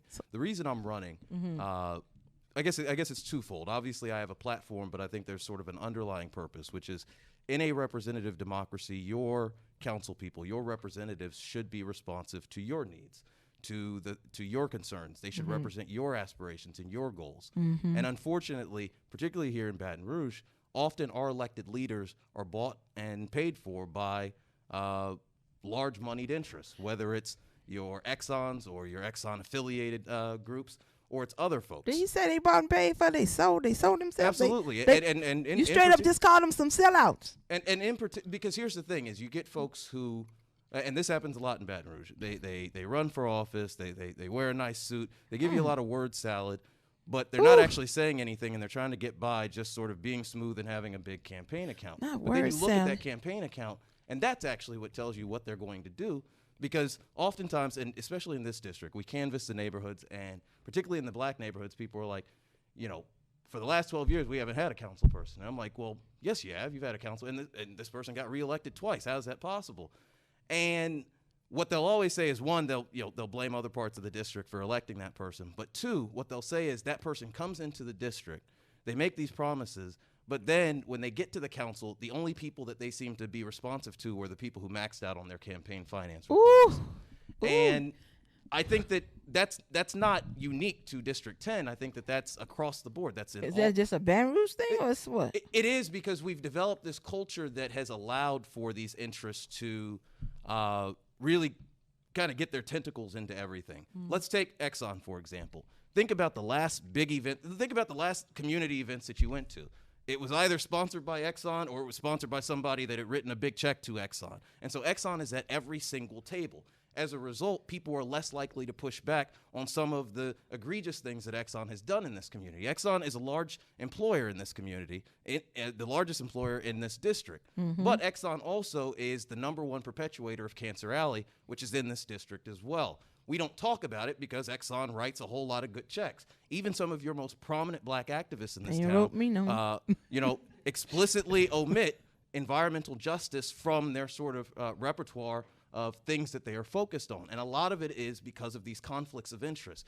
If you're accepting money from people, you are less likely to push back against them. In fact, if you're accepting money from people and you're in a policy position, they're not, look, in politics, people vote and they fund their interests. Nobody is giving you money if they don't think that you're going to advance their interests. So let's just say hypothetically. You don't have any money in your campaign. Well, I mean, if people look, I think my mom might be my max donor, and I think mom, that might be like $400. And that's on a payment plan too, so that wasn't all at once. You got to pay her back. I hope not. I hope not. Reverend Anderson, please don't come calling for that money back. But let's say, for instance, theoretically, you had a candidate that was funded by the organizers of St. George, right? Let's say you had a candidate that was funded by the organizers of St. George.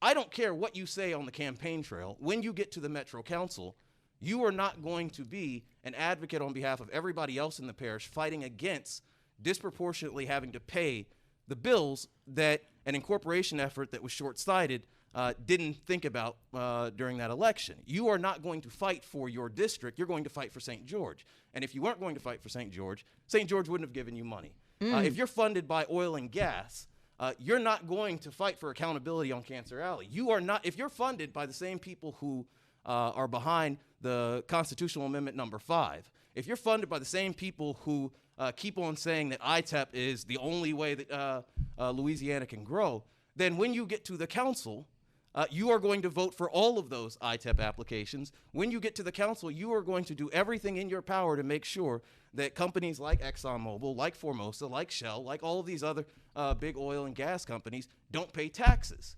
And I think the reason why this is relevant particularly to the poor black community is we pretty much fund our city on 2 things, three if you count fines, but We fund it on sales tax and property taxes. Did he say fines? And we don't talk about that. We don't talk about that. And that's a clever thing that conservatives like to do. They're all for fines. They're not for taxes. So we got plenty of fines. We got a sales tax, and then we got property tax. Two of the three are regressive, right? Right. Two of the three only really impact poor people. We are underfunding our city on the backs of poor people, all so that we can bend over backwards for big multinational, multi-billion-dollar companies, and those people fund candidates that run in local elections. And when those people win, they aren't representing you. They're not representing me. They're representing those interests. How you gonna be different?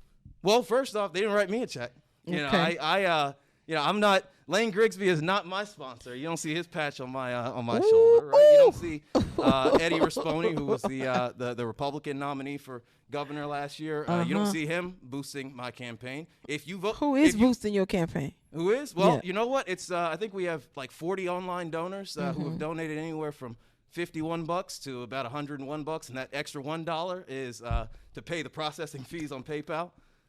You know, most of the people who are supporting my campaign are average folks. I'll knock on their door. I'll make a phone call to them. They'll ask me, you got a website? I'll say anderson2020.org. They'll go on the website and they'll be like, oh, this boy's kind of sharp. Oh, you went to McKinley? Oh, okay. All right. I like you already. Those are the people who support my campaign. Yeah, McKinley don't do it for me. I'm sorry about that. I went to the lab.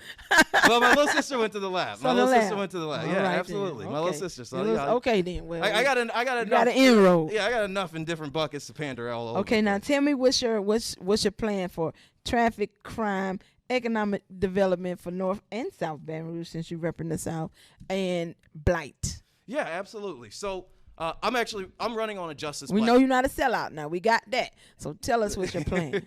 So I'm running on a justice platform, and what that means is every policy that I propose or every policy that I support, I try to do so through the lens of equity. So the way that I've summarized this in my campaign is real justice, real access, real investment.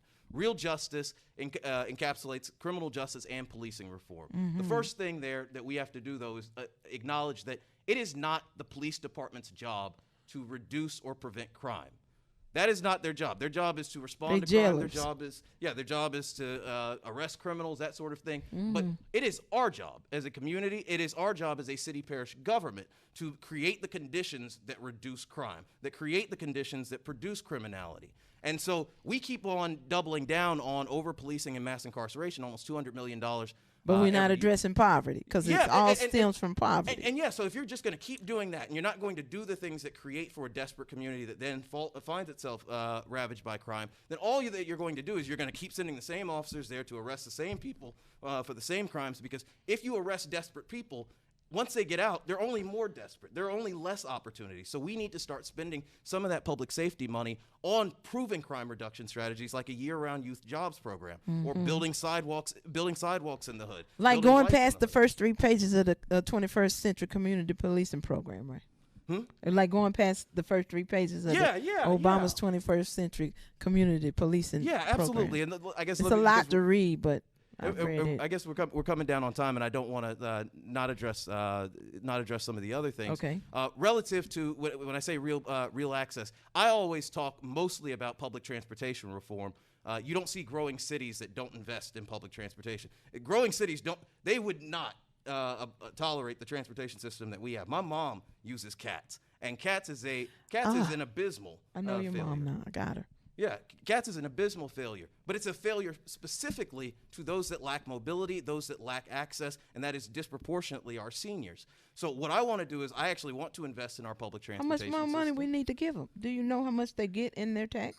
Oh yeah, so they used to have a millage. Then we got another tax in 2012. They have a millage. Yeah. That's the one that got passed in 2012, but that was not in addition to the millage that they had before. Right. So it's still underfunded. But I'm not talking about raising taxes. I'm talking about starting to use some of that federal money that is there from the Department of Transportation. It's always been there. And here in Baton Rouge, we are awful about utilizing the federal money that's available, HUD money, transportation money, that sort of thing. One last thing I'd say about access, it's not just public transportation.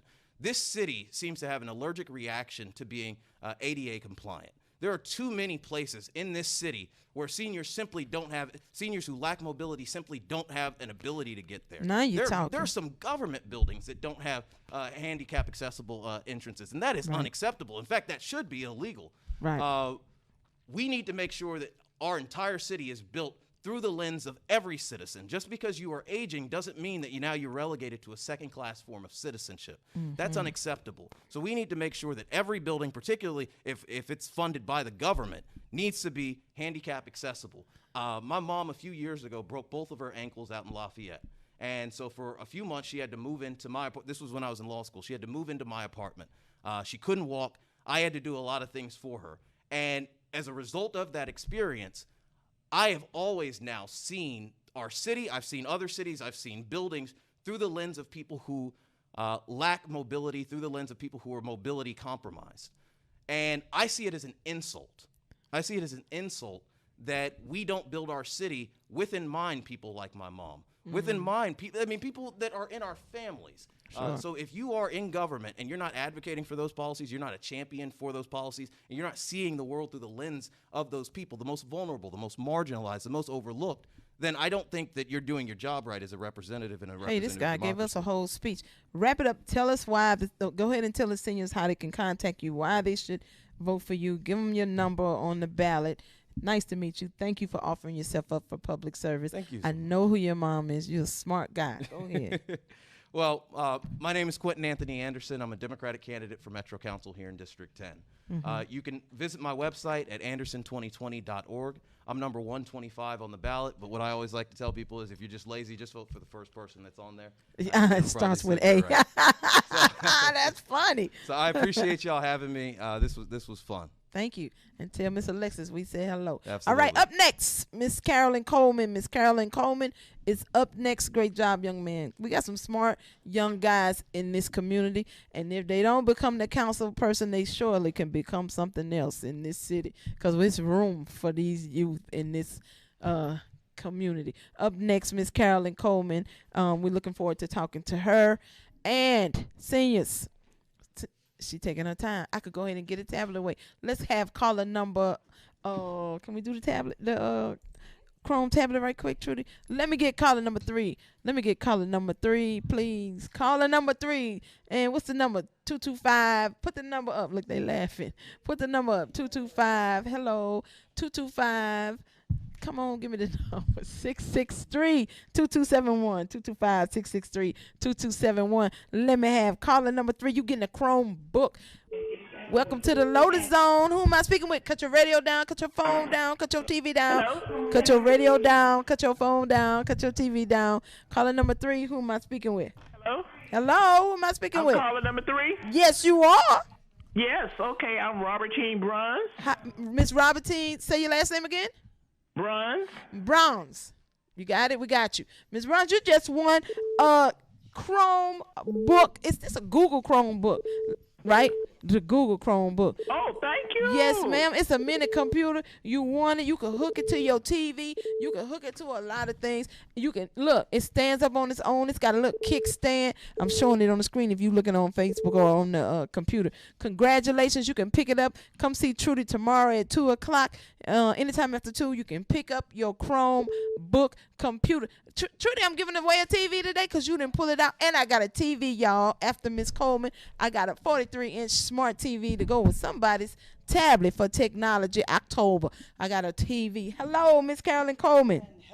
Hello. Let's get into the mic. And all right, we got Miss Carolyn Coleman, another candidate for District 10. Miss Coleman, I know a little bit about you. We've met a couple of times, but why don't you tell us about yourself, why you decided to offer yourself up for Metro Council? I know you sit on the DPEC, right? I used to. Yes, okay, so tell us about yourself. I'm Carolyn Robinson Coleman, and I am... We hear you. Okay. Go ahead. All right, great. We got you. Okay, all right. I am I'm a graduate of McKinley High School, McKinley Junior High, and Perkins Elementary. All the McKinleys. All of it. She went through all of them. All of it over there in South Baton Rouge and District 10, Southern University, and a little bit of LSU. So all in District 10. All right. And so I am mom of 2, okay, grandmother of 4, woo, 4 grandbabies, yes, and a great grand of 1. Wow. So yes, indeed. So when I think of being asked to come here with these seniors, and keep in mind, I've got a 90-year-old vibrant mother. Oh, wow. So I Ain't feel God at good? well, you better believe it. God is good. I feel at home and among friends because I myself will be frequenting this place here. Isn't it nice? Soon. You seen this? It's bad, huh? Just beautiful. They just hadn't beautiful. seen it yet. Well. We hadn't opened it yet, but it's coming. Well, okay, Miss Coleman, let's get to it. We're gonna start with the first thing. First question is, why don't you tell us your top 3 priorities for seniors in the parish? If elected, what are you gonna do for the seniors in the parish? Well, for the seniors in the parish, I know that the support for the elderly. We need to make sure that they have what they need. Hello? Bottom line, what they need. And I'm going to say this Council on Aging facility here and program is definitely fulfilling the needs of many of our seniors. Yes, ma'am. And so I, when elected, will definitely be one that will be an advocate for Council on Aging. Appreciate that. We need all the voices that we can get. So let's do the bundle question. Why don't you tell us your thoughts and your plans as it relates to blight? You know, the parish is really plagued with the 4 main things: blight, traffic, economic development for North Baton Rouge, and of course, crime. So why don't you tell us what's your platform and your plans for those things? And when we talk about those things, they're all intertwined. hand in hand. They intertwine. Yes, indeed. They're not one without the other. And when we talk about crime prevention, we need to consider ongoing police and neighborhood accountability. That's a must. And then also incentivizing community policing, real community policing. Chief LaDuff was the epitome of what community policing should have been about. He knew how to come in the community. He knew how to play ball with the people in the community.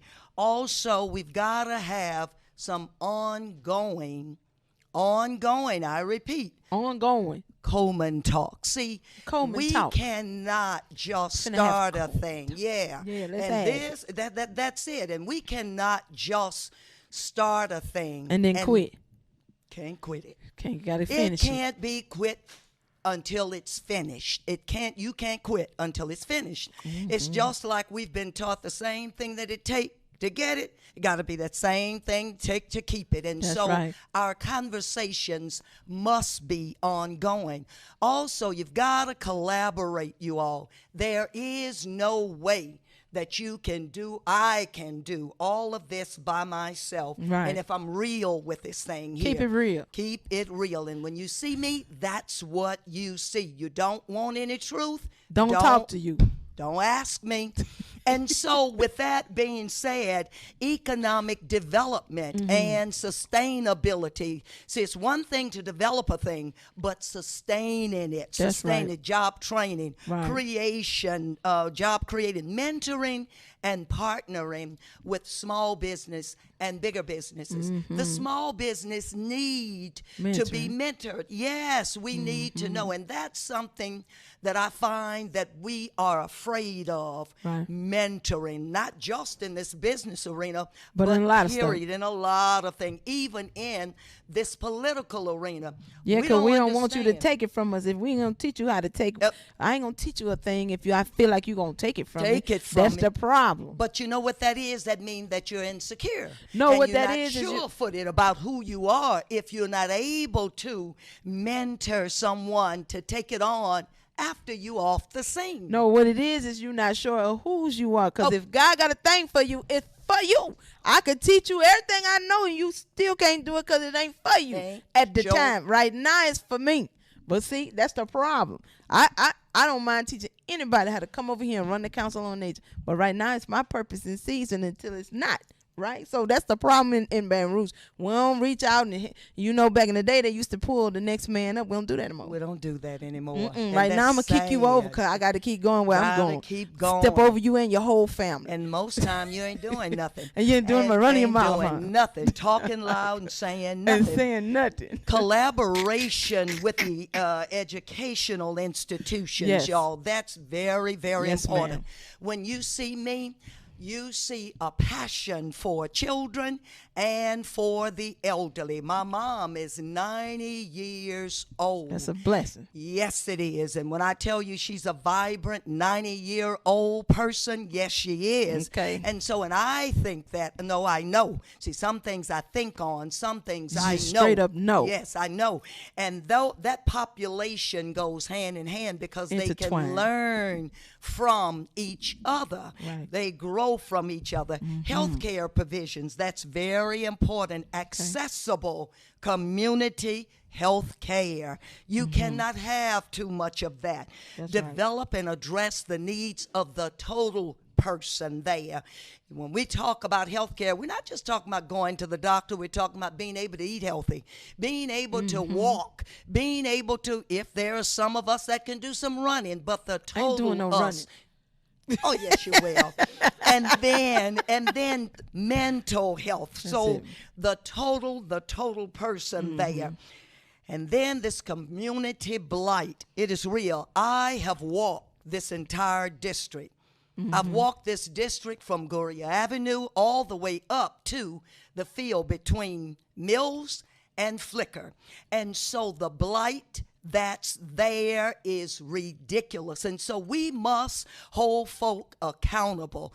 DPW, you've got to be accountable. Landlords, you must be accountable. And we've got to implement some of those succession policies and programs. Folk can't do this because it's in Big Mama name. Oh, yes, indeed. Yes, indeed. And Big Mama worked hard for that. House. That's but right. if you don't have no skin in the game, you ain't gonna do nothing. You're not gonna do anything with it. So that is definitely a must that must be done. When we look at these ditches over there in Dixie, and so the gentleman over there in my walk, he said, if you can just clean this ditch up over here, then, and we know that it is not safe. It is not safe for the children and no one over there. And so it is truly something that has to be addressed. And so with that in mind, an inclusion of 10. See, 10 is not just South Baton Rouge. That's right. Inclusion of 10 includes downtown. That is correct. And downtown East, right here where we are. That is correct. So if you elected, you're going to represent over here in Old Gracie and what they used to call the lakes. The lakes. And guess what? It was just last Thursday. I walked this entire. And what you see back? What you see back there? Oh, that's us.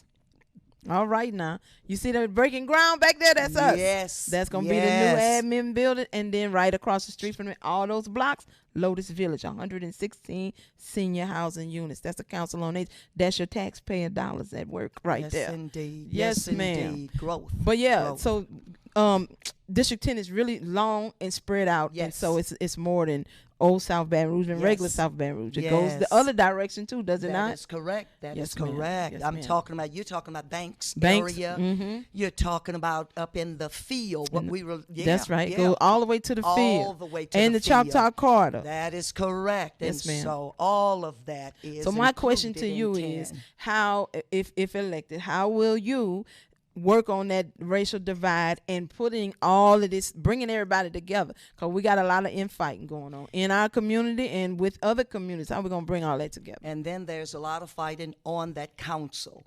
And see yes, ma'am. Yes. And the great divide. The great divide. And the thing that I've not seen, to be honest with you, I have not seen first of all, the entire council come together. They call it a retreat. Not a retreat, y'all. It's a retreat. You give up ground. So you got to be mindful of what you call a thing. And so I've never Wait a seen. minute. We're not having no more retreats. Because we ain't giving up no ground. What we need to call it? Go on, you teaching us what we need to call now, it. Lord, what we need to call ours. And it's the meeting of the minds. The meeting of the minds, you all. And let me tell you, see, You don't know me. I don't know you. But if we can have a conversation, then there is something that you bring to the table, and truly something that I bring to the table. Until they can respect each other, until they can understand each other, until they can see the big picture and realize that this is not about them. See, being the Metro Council person for District 10, it's not about me. My plan is I want the rest of the districts to ask, what must I do to be a 10? I want to be able to leave a legacy there, a legacy where not only my children and those grandchildren and great-grandchildren see, but also a legacy for the constituents of 10. That is of utmost importance. Ain't about no money, because that stipend that they give, I will find myself. I know that I will. I will find myself sewing that back into, because that's who I am. And so that is very, very important that we understand what this is all about. And if you real and if you true about being the servant, servant of District 10. That's right. You ask the question, why? Why? And that's because the responsibilities of a council person really aligns with who I am. It aligns with who I am. It aligns with a policy. You develop policy. You implement policy. You collaborate. You talk with people, and know what you do?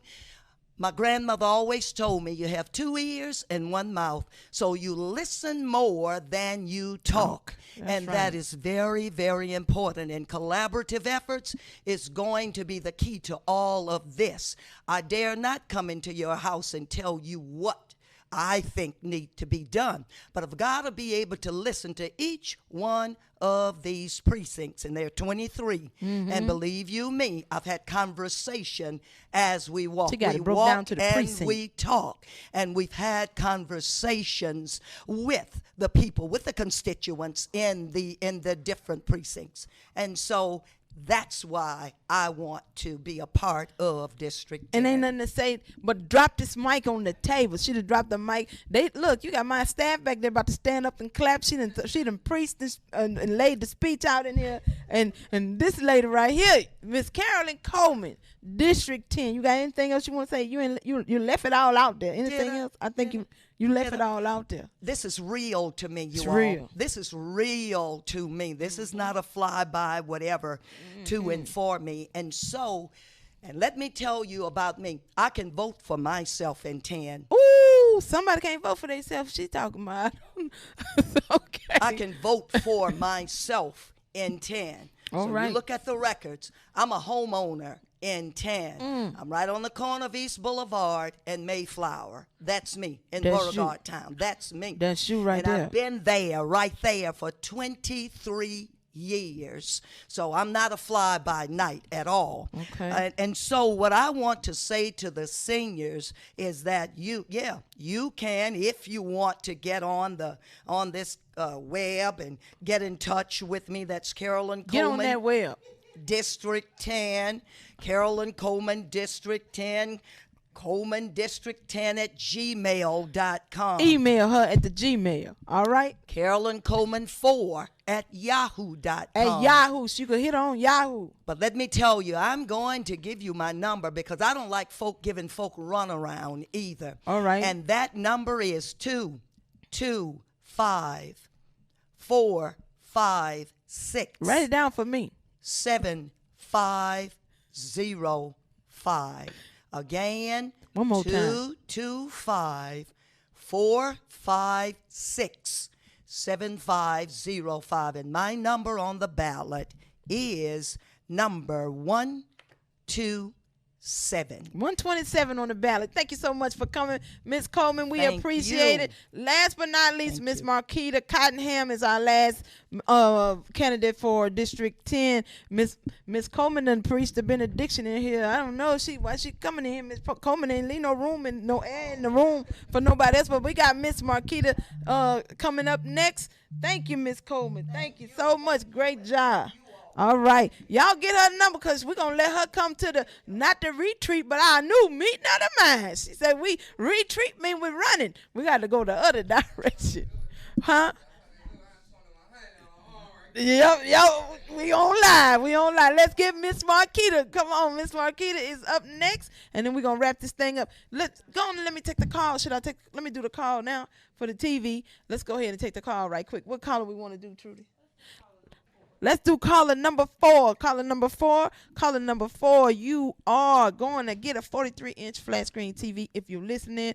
Caller number 4, and let's have the number is, what's the number, Trudy? I keep forgetting the number.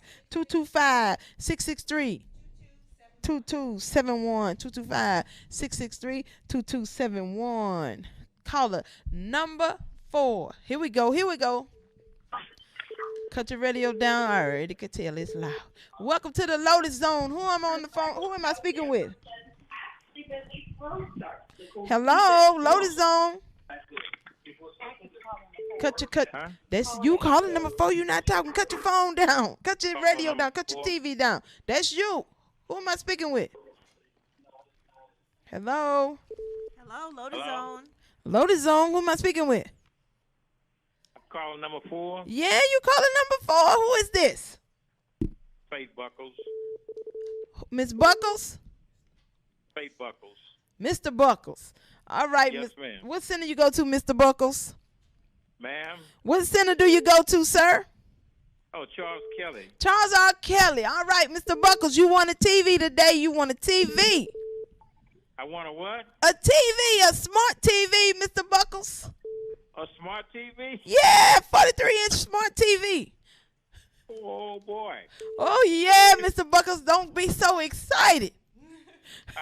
Huh? Okay, Mr. Buckles, thank you. Look, come and pick it up tomorrow at 2 o'clock at the Lotus Center. At 2 o'clock? 1701 Main Street. You can pick it up tomorrow, okay? Okay, I come to the Charles Kelly Center? No. 1701. Trudy is going to call you, Mr. Buckles. We got your number off the, we got your number. Okay. All right. I appreciate it. Thank you, sir. Thank you for listening. Thank you. All right, Miss Marquita Cottonham, how are you today? I'm fine, thank you. All right, pull that mic up closer to you so we can hear you all the way. All right. Why don't you tell us why you decided to run for Metro Council in District 10? Tell us all about yourself. Okay. My name is Marquita Cottonham, originally from... There you go. Marquita Cottonham, originally from San Francisco, California. Are you from San Francisco, California? Yes. So I moved here about 2 years ago, maybe 2.5. Okay.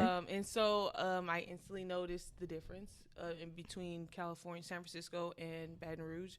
But I just fell in love with Baton Rouge's atmosphere. I thought it would be a perfect place to raise a family. I loved seeing all the black families, the little black kids playing in the parks. I thought that was awesome. They could literally go across the street from their house and just play in the park, and you don't really see that in San Francisco. Oh, speak up a little louder for me and get it. Yeah, the seniors are saying they can't hear you. Get closer to the mic. Don't be scared of it. No, of course Can you hear me loud and I can hear you loud and clear. That's what I need to hear you like that. Okay. So there we go. So I just fell in love with the atmosphere, but I instantly recognized what needed to change. Okay. And so that's why I decided after 2 years. Yes. Mm-hmm. Okay. You know, you got to be proactive, and that was one of the things that I say. Like, you got to be proactive to be the change. That's right. You got to be the change you want to see. Mm-hmm. You're not gonna sit around. Don't complain. The first thing I always get is, why'd you move down here? You know, but I love it. So it surprised me.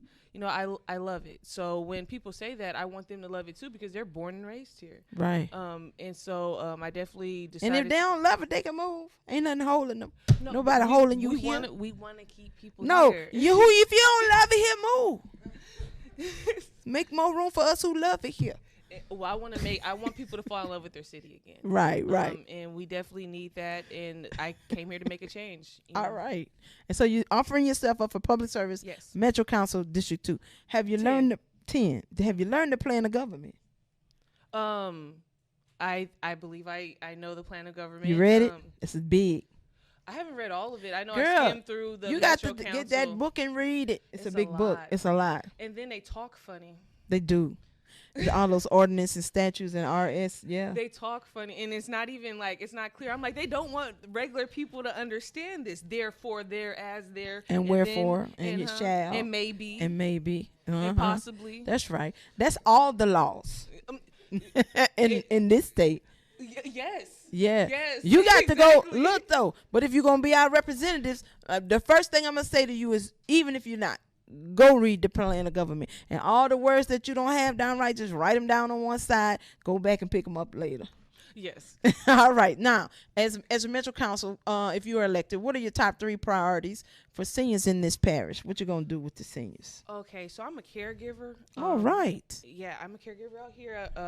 I wasn't a caregiver in San Francisco, but my grandmother had Alzheimer's, and so that showed me that I can take care of seniors, and I did have a passion If you can for deal it. with Alzheimer's, you're doing pretty good, because that's a difficult disease to handle. It was, especially of a loved one. So I realized I had the passion, and so being out here, this city's not walkable, it's not accessible, and I always say, I don't see how seniors and disabled people don't sue the city for ADA law, because you can't walk down the street. Like, if I'm pushing a stroller, I can't push it for very long until I have to lift it up or move or slide this way to the mic. There you go, right there. I ain't gonna bite you. There you go. Lift it up or move. And so I'm thinking, how do seniors get around? I'm young, but I have bad knees. So I think about people who are older who have worse knees than me.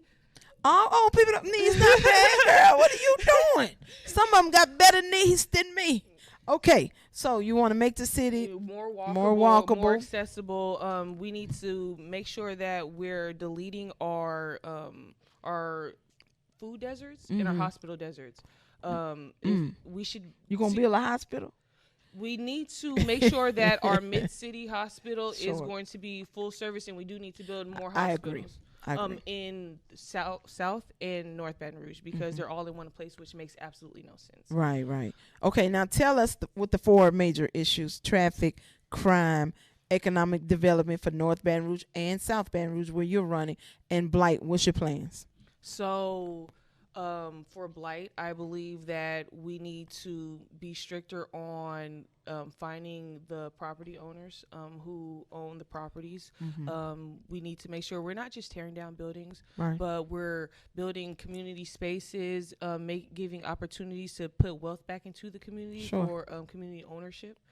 And not just through, Habitat for Humanity, but separately. Threw them out there. They're great, but we want to make sure that our people are having their own equity into our property. So okay, that's what needs to happen. All right, crime. So I believe that crime stems from not enough opportunity. So we need to build more jobs. If we have mentioned before on the show 311, if we just hire a lot more people for DPW and 311, especially our younger people in those neighborhoods where they might not have such a high education level, and we're training them, giving job training, we're giving them something to do, we're making sure that we want to intentionally hire people that have barriers to opportunity. Absolutely. And we want to make sure that we're paying them a living wage. You don't have to just work, and not just for the city.